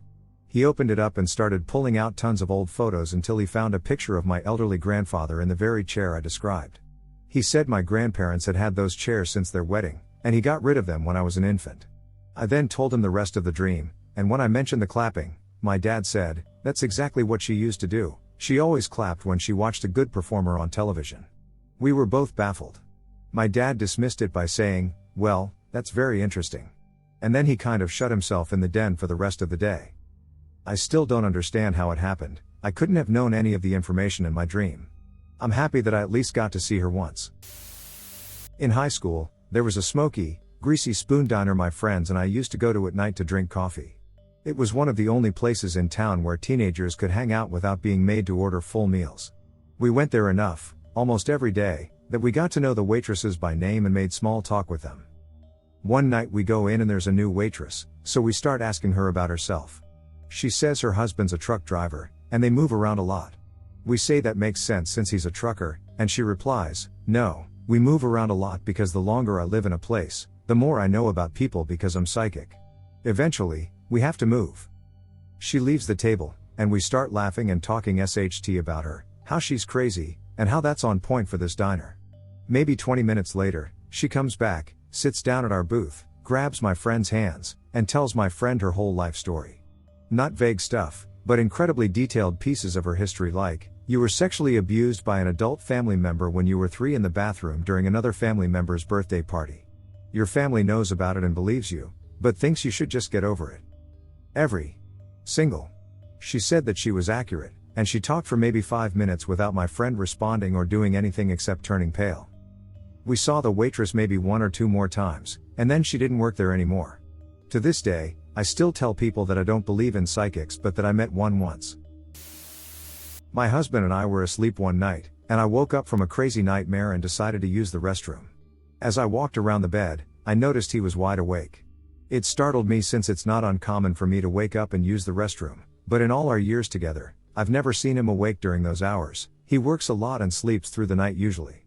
We both ask each other if everything's alright and eventually go back to bed. The next morning, we're chatting, and I mentioned our 3 a.m. meeting. He told me he was having a nightmare about our oldest child and how they were in an elevator together, and she suddenly ran out and was lost. He was frantically searching everywhere and walked into the room with many children whose hands were bound, including our child. Then he woke up in terror before he could save her. I sat across from him with my mouth wide open in absolute shock. I dreamt that I was with the same child on an escalator, and suddenly she was lost. When I found her, she was at the bottom of the escalator with her hair entangled in the stairs and quickly being pulled into the mechanism, about to be shredded. I reached out to pull her out, but as my hand was outstretched, I woke up in sheer terror. We basically had the same terrifying dream about our shared child being lost, then found, and waking up right before we could save her at the exact same time in real life.